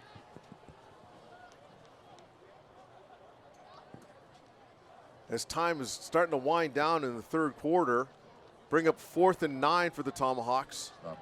And this is a big play here with the Tomahawks playing this a bit aggressive and keeping their offense on the field. This is an opportunity. Excuse me, it does look like now, very late, the punt unit's going to come on the field. Definitely some confusion here. The play clock going to be a factor. The Tomahawks need to get set quick, or else they're going to face a delay game penalty.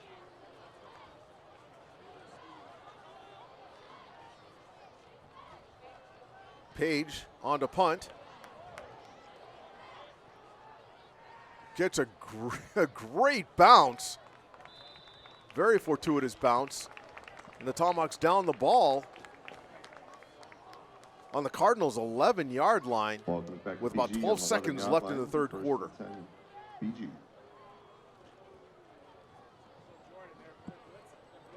And Rob, this will be very interesting to see what BG comes out with to start this drive this deep.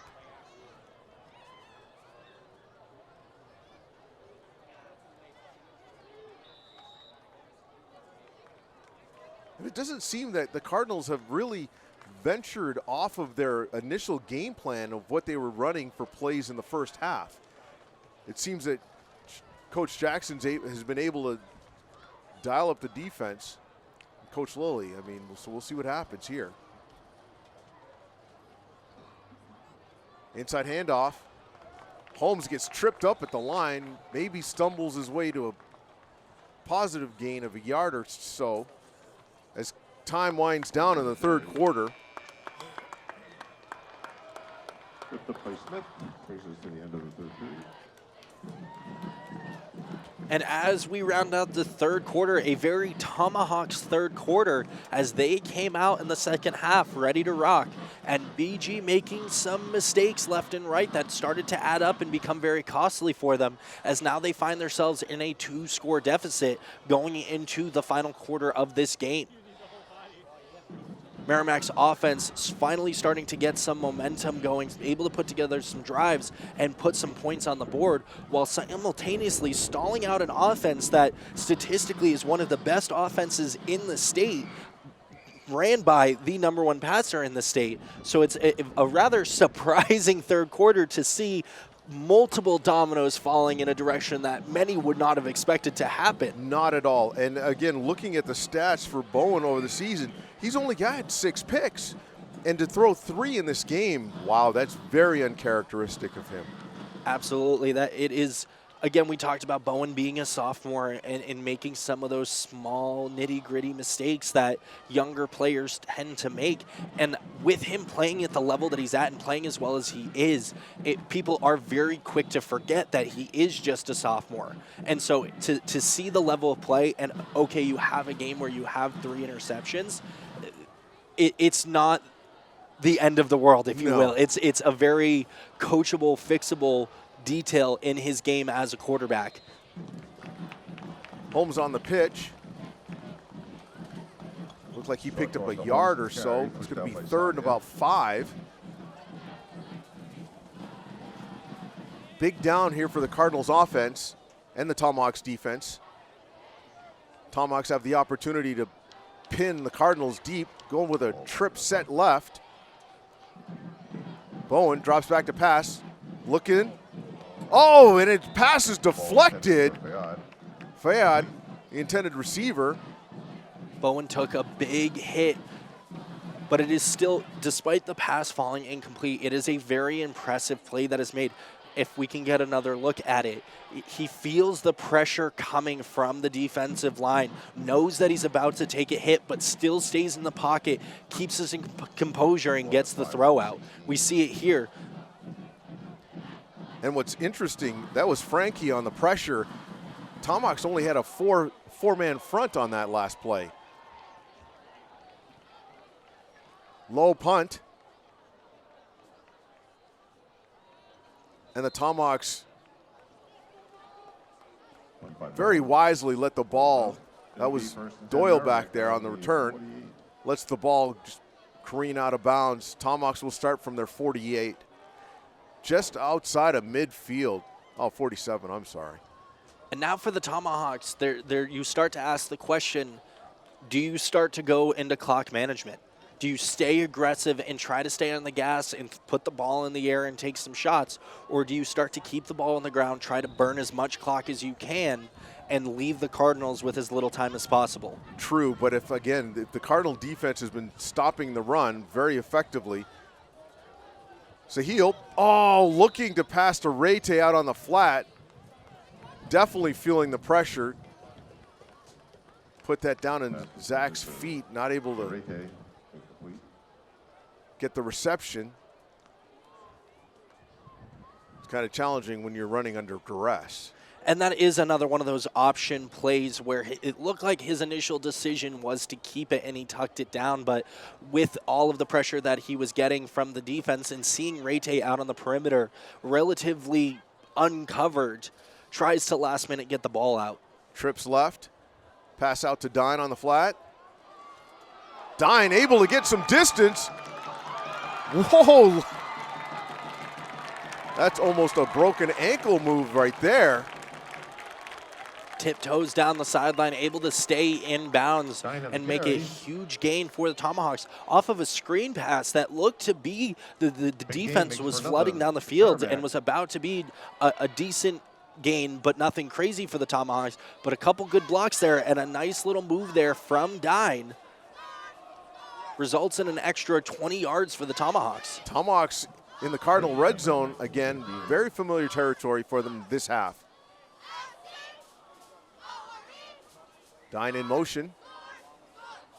So he'll pitch to Scott. He's wrestled out of bounds by Eder Linnell. Carry pushed out of bounds by Eder Linnell.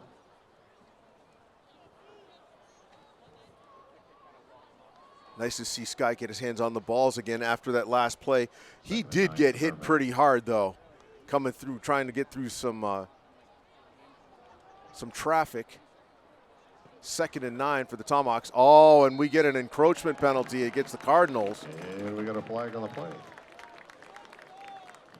And while this penalty is being assessed, one of the things that Coach Jackson preaches so much is the culture that he builds around his team. And it's shown in so many different ways. One of them being, if you look down at the bottom of the screen, you see 3 alumni standing on the sideline, that being Jared Dyer and Devin Wood, 2 of them. Sahil, puts his shoulder down. Makes contact with Faulds. And that's not something you see from Yeah, Sahil very very often. As we mentioned before, he's more of a patient, calculated runner. He is. But decides in that play to lower the shoulder and give a bit of a boom. He wanted that touchdown. And if you're the offensive coaching staff during the next break, you're having a conversation with him to say, hey, don't do that. Don't do that. We need you on the field. First and goal for Merrimack. 1st and goal for the Tomahawks.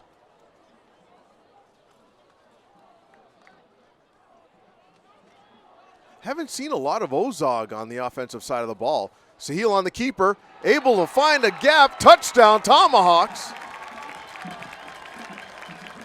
Curious to find out if something happened with Josh, because I haven't seen him on the field either side of the ball as of late. And the Tomahawks put another score on the board. Still enough time for this Bishop Guertin offense to string together a series of drives, but the door is getting harder and harder to keep open for the Cardinals. We'll see another look at that big hit from Sahil there. My. And then the touchdown that came immediately after off the quarterback draw takes it right up the middle and puts it away to give the Tomahawks another score. And the 2-point conversion as well is good. That is to Dine. Dine on the catch for the 2-point conversion. And the Tomahawks able to ramp up the score. And now for the Cardinals, this is a now or never situation that they need this drive to score and then get the ball back and score and then get the ball back and score. There is no time left for any sort of errors. So they need to start putting together some offensive momentum and get some stops defensively so that they can still give themselves a chance in this game. And for the Tomahawks, you want to continue to do what you've been doing. Do your job. They've been very disciplined on the defensive side of the ball, picking up the gaps and doing a great job at preventing Bowen from making pass attempts with 3 pickoffs already in this game. And we do see Ozog on the sideline on crutches out of uniform. So something we did not see going on earlier in the game did result in an Ozog injury, and now he is out of this game. I was noticing that because I've seen them going to Rayte a lot more as that tight end-esque player, and in spots where Josh typically would be. And so that definitely is a blow for the Tomahawks on both sides of the ball, but they've been able to work through that and put together a masterful second half thus far. We'll see what they can do here. Bowen out of the gun. Ball on the 40-yard line.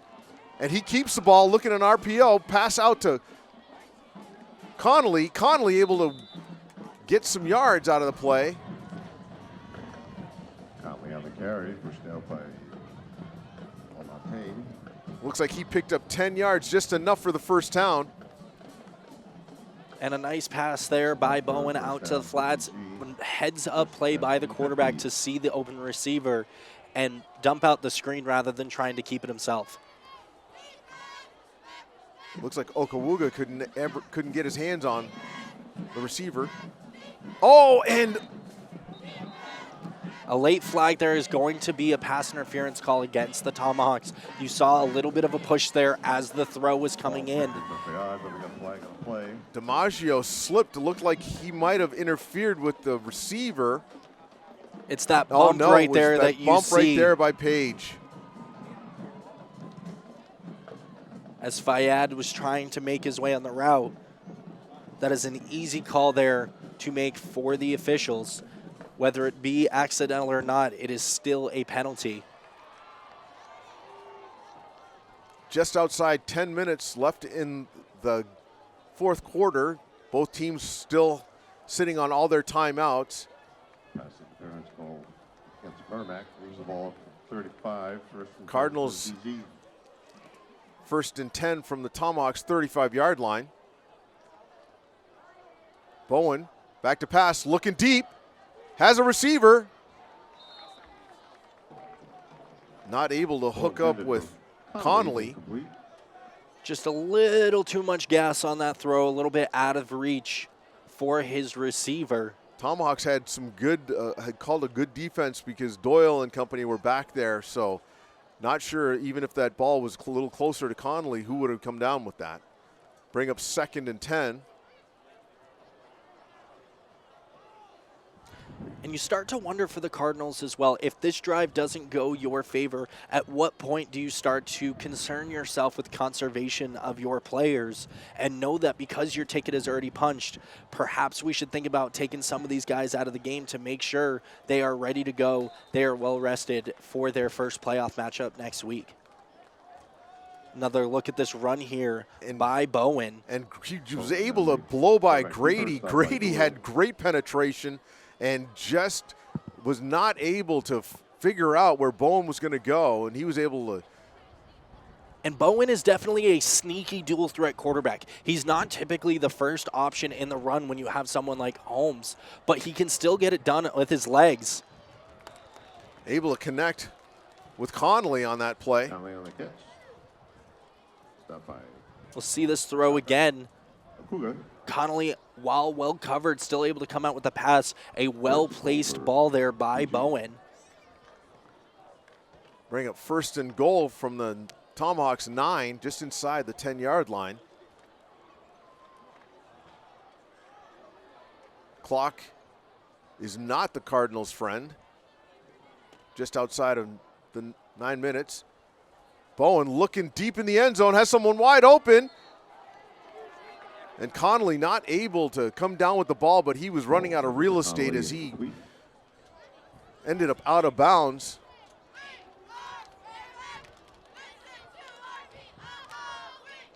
Second and goal for PG. Bring up 2nd and goal for the Cardinals. Just inside the Tomahawk 10. Connolly, handoff to Holmes, up the middle. Gobbled up by Frankie. And a big defensive stop there for the Tomahawks. Maybe picked up of 2 on that play. Frankie with a nice job. And he did, so it'll be 3rd and goal from the 7.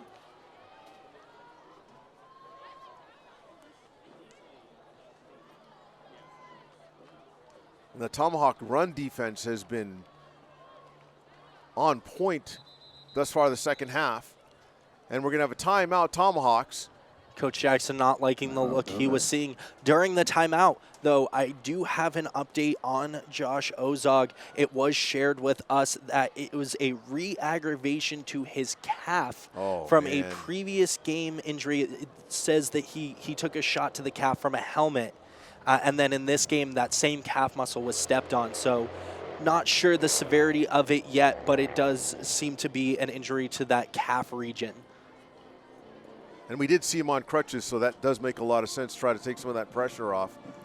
And there he is right there. And in a situation like this, with him being the type of player that he is, and whether it's as his leadership or as his playing ability, regardless of the severity, it is wise to make that decision to just play it safe, give him the rest, and allow him to not risk any further injury as you are looking at a potential look at the postseason.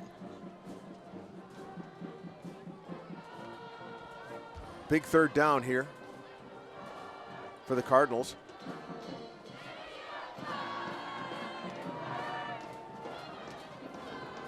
Go with a tight stack on the right.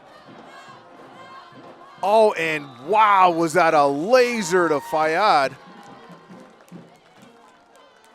Bowen just stepped back and ripped that ball.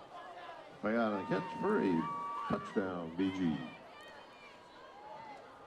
And BG showing they're not down for the count yet, still putting together a nice drive that results in a touchdown. That one coming as a laser from Bowen. And it lowers the Tomahawks' lead to 2 scores. Bowen on to attempt the extra point.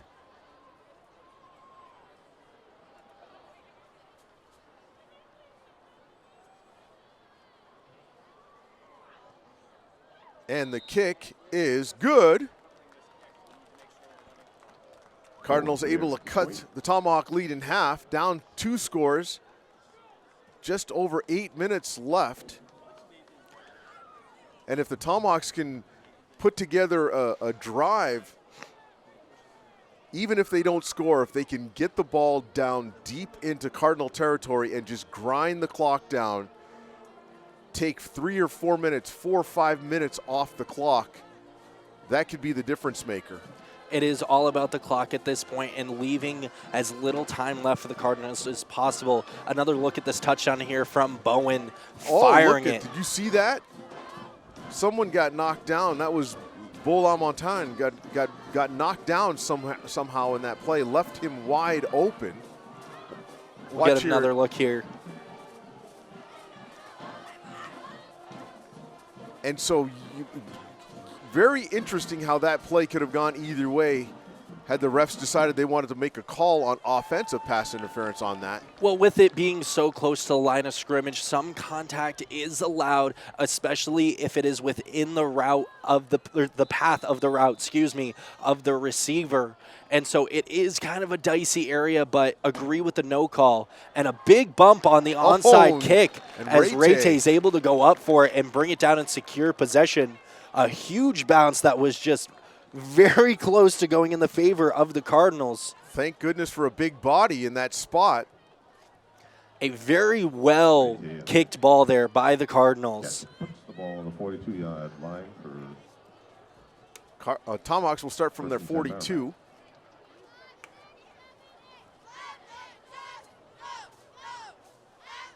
Great start midfield. 8:23 on the clock.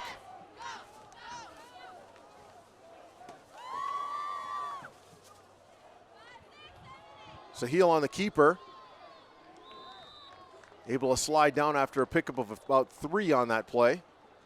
And when you see plays like that during this drive, he takes it out towards the sideline. The key piece there is keeping the ball in bounds. Regardless of what happens, keep it in bounds, keep the clock moving, burn 20 to 30 seconds between each play, depending on where you're at with the play clock, and just use this clock to your advantage, but just making sure you keep it moving.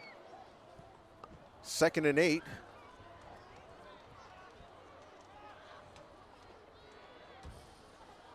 This is where discipline is key. Sahil again on the keeper, looking to get inside. Picks up another 2 or 3 on that play. And I got one more shout out for us here. I got one from Ms. Paisano. She says, proud of you, MHS. Ms. Paisano, you can, of course, find in the front office at the high school. So shout out to her. And an update from Dover. The Green Wave did score, and at the end of 3 quarters, Winnacunnet is up 21-14, just a 1-score game. Oh, boy. 3rd and 7 for the Tomahawks. Just under 7 minutes left in the 4th. And we have a whistle blown dead here. Delay a game on the offense. 5-yard penalty. And that doesn't help. And the Tomahawks coughing up a couple of yards, trying to use the clock as much as possible, but still got to be smart about where that play clock is at and getting the snap off before it expires. Bring up 3rd and 12.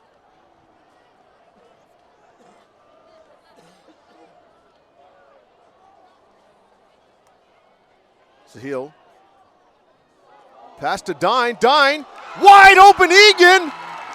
Oh, little dickery. Oh, my goodness. And we saw it earlier in the game. They tried taking a shot before they went into the break of the first half, and it didn't work because it was so well defended by Bishop Guertin.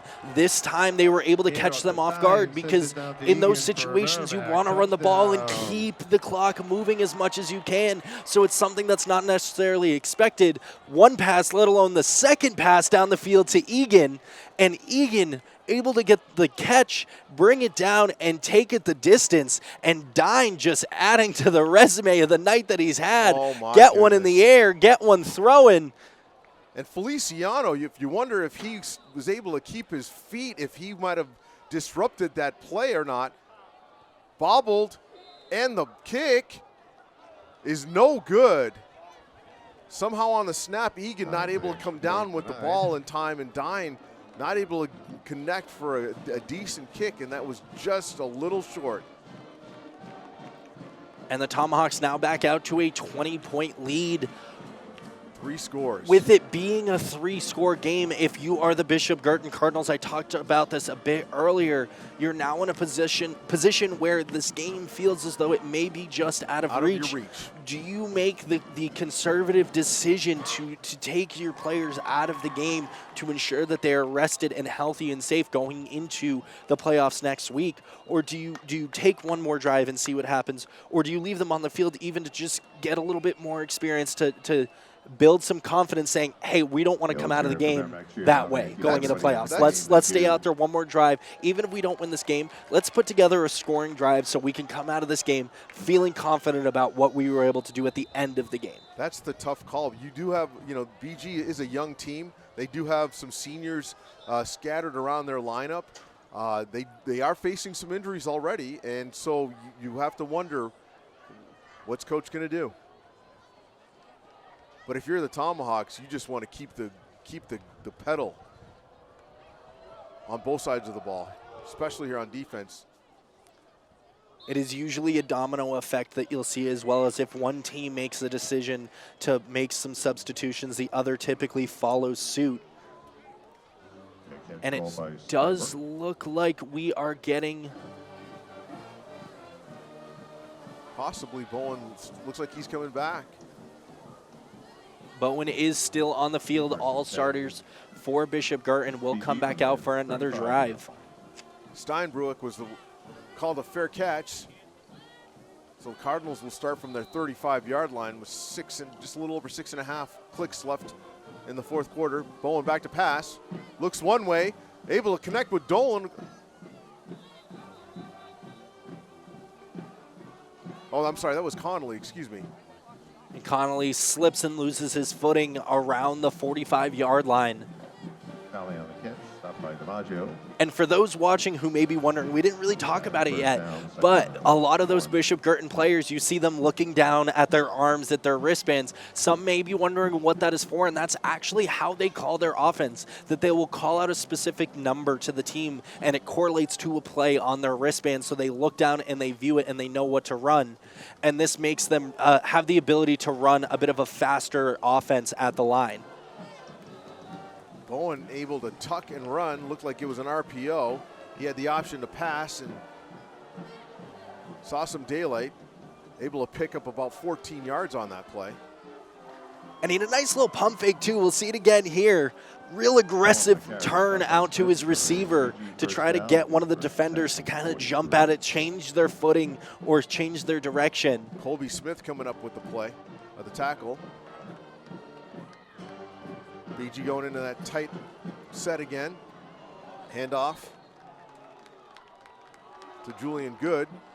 Able to pick up 3, possibly 4 on that play. And every time they run the ball, that clock continues to run. Approaching 5 minutes left in the fourth. Looks like it's going to be second and 7. Ball on the Tomahawks 40-yard line. Man in motion. Bowen back to pass. Looks to drop and gets gobbled up right. Looks like we're going to have a tackle for a loss and a sack. And that was... Not sure if that was Frankie or if that was Smith again.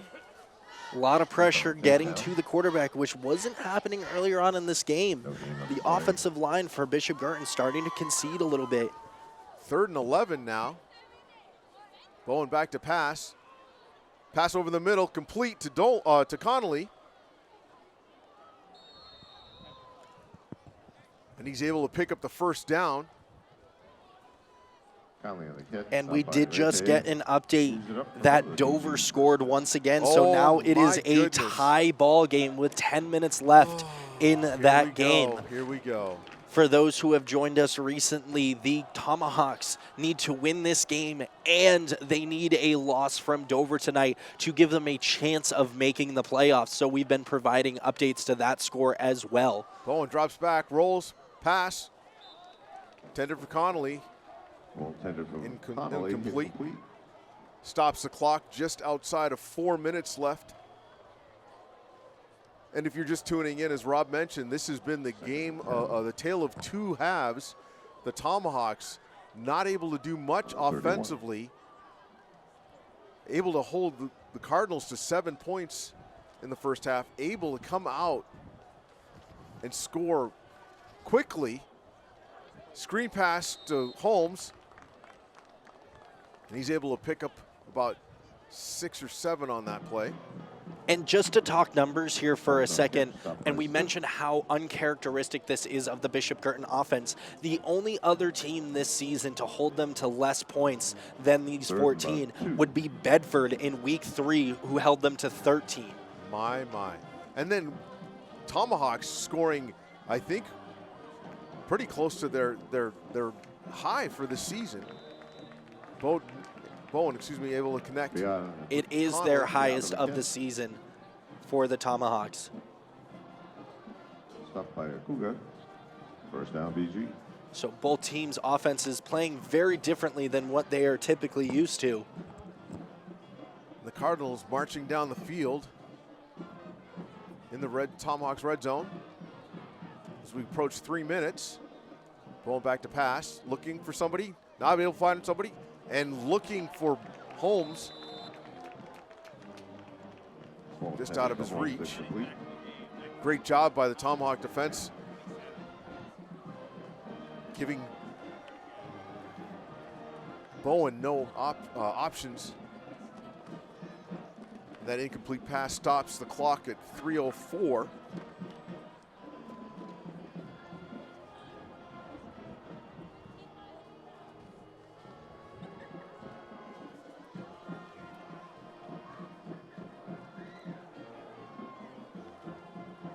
Bowen surveys the field across the middle, hits Connolly, who slides down.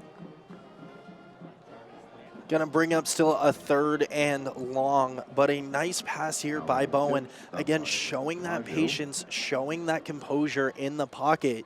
So impressive to see from any quarterback at this level, let alone a sophomore. Holmes hit by Smith, and we have multiple flags down on this play. That is going to be a face mask against the Tomahawks. You saw the hand come in and pull down on the face mask. Very easy to see for the officials, and a clear-cut call that's going to give the Cardinals a first down. We'll be able to see it here as the hand comes in and pulls that face mask down.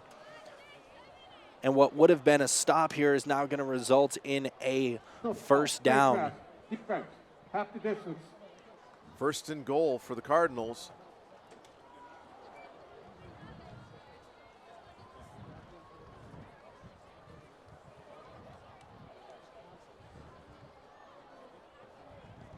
Very unlikely that they're going to be able to score 3 times in 2 minutes and 34 seconds, although Crazier things have happened. Crazier things have happened.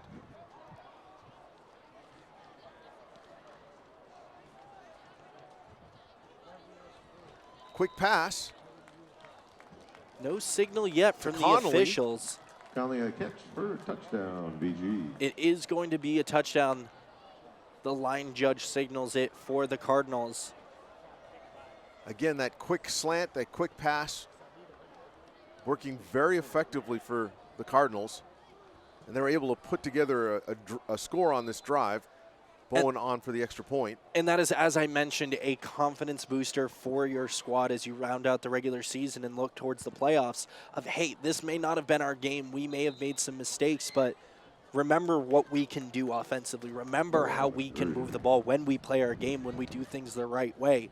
So while it is unfortunate that it comes late in the game for the Cardinals, it does give them that confidence rounding out this game going into the next week. It's starting the postseason stretch of knowing what you're capable of and walking out with a chin held high, if you will. And it's all about the response. How are you going to respond when you've been manhandled? You come out, you've got a lead going into the second half, and you come out flat. You have a series of drops. You have a series of turnovers.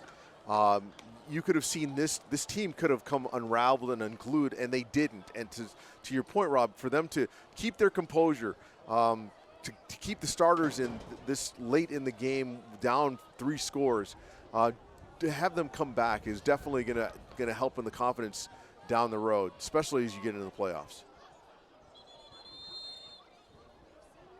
And a timeout here from the Tomahawks, preparing for what you would expect to be an onside kick from the Cardinals. Want to make sure that their squad is fully prepared for it. Another big story of this New Hampshire football season has been the story of Stello Stadium. Bishop Guertin, Nashua South, and Nashua North all share that field as their home territory. And during the season, it was deemed unsafe. And so all 3 of those teams had to scramble to figure out where they're going to play their games, where they're going to play out the rest of the season. And it's such a hard loss for those student athletes to not be able to play on your home field. But the one positive is, as of Monday, the Nashua Board of Aldermen did vote unanimously for a $1.5 million renovation that would bring in new turf. And with them making this voting as early as they did say that it is likely going to be ready for the spring athletes to be able to play on this year. That's huge because that field gets a lot of action. Not only the high school teams, but there are a lot of other sports activities that happen at that field. Oh, and the ball comes loose. The Tomahawks not able to recover it, and we've got quite the scrum.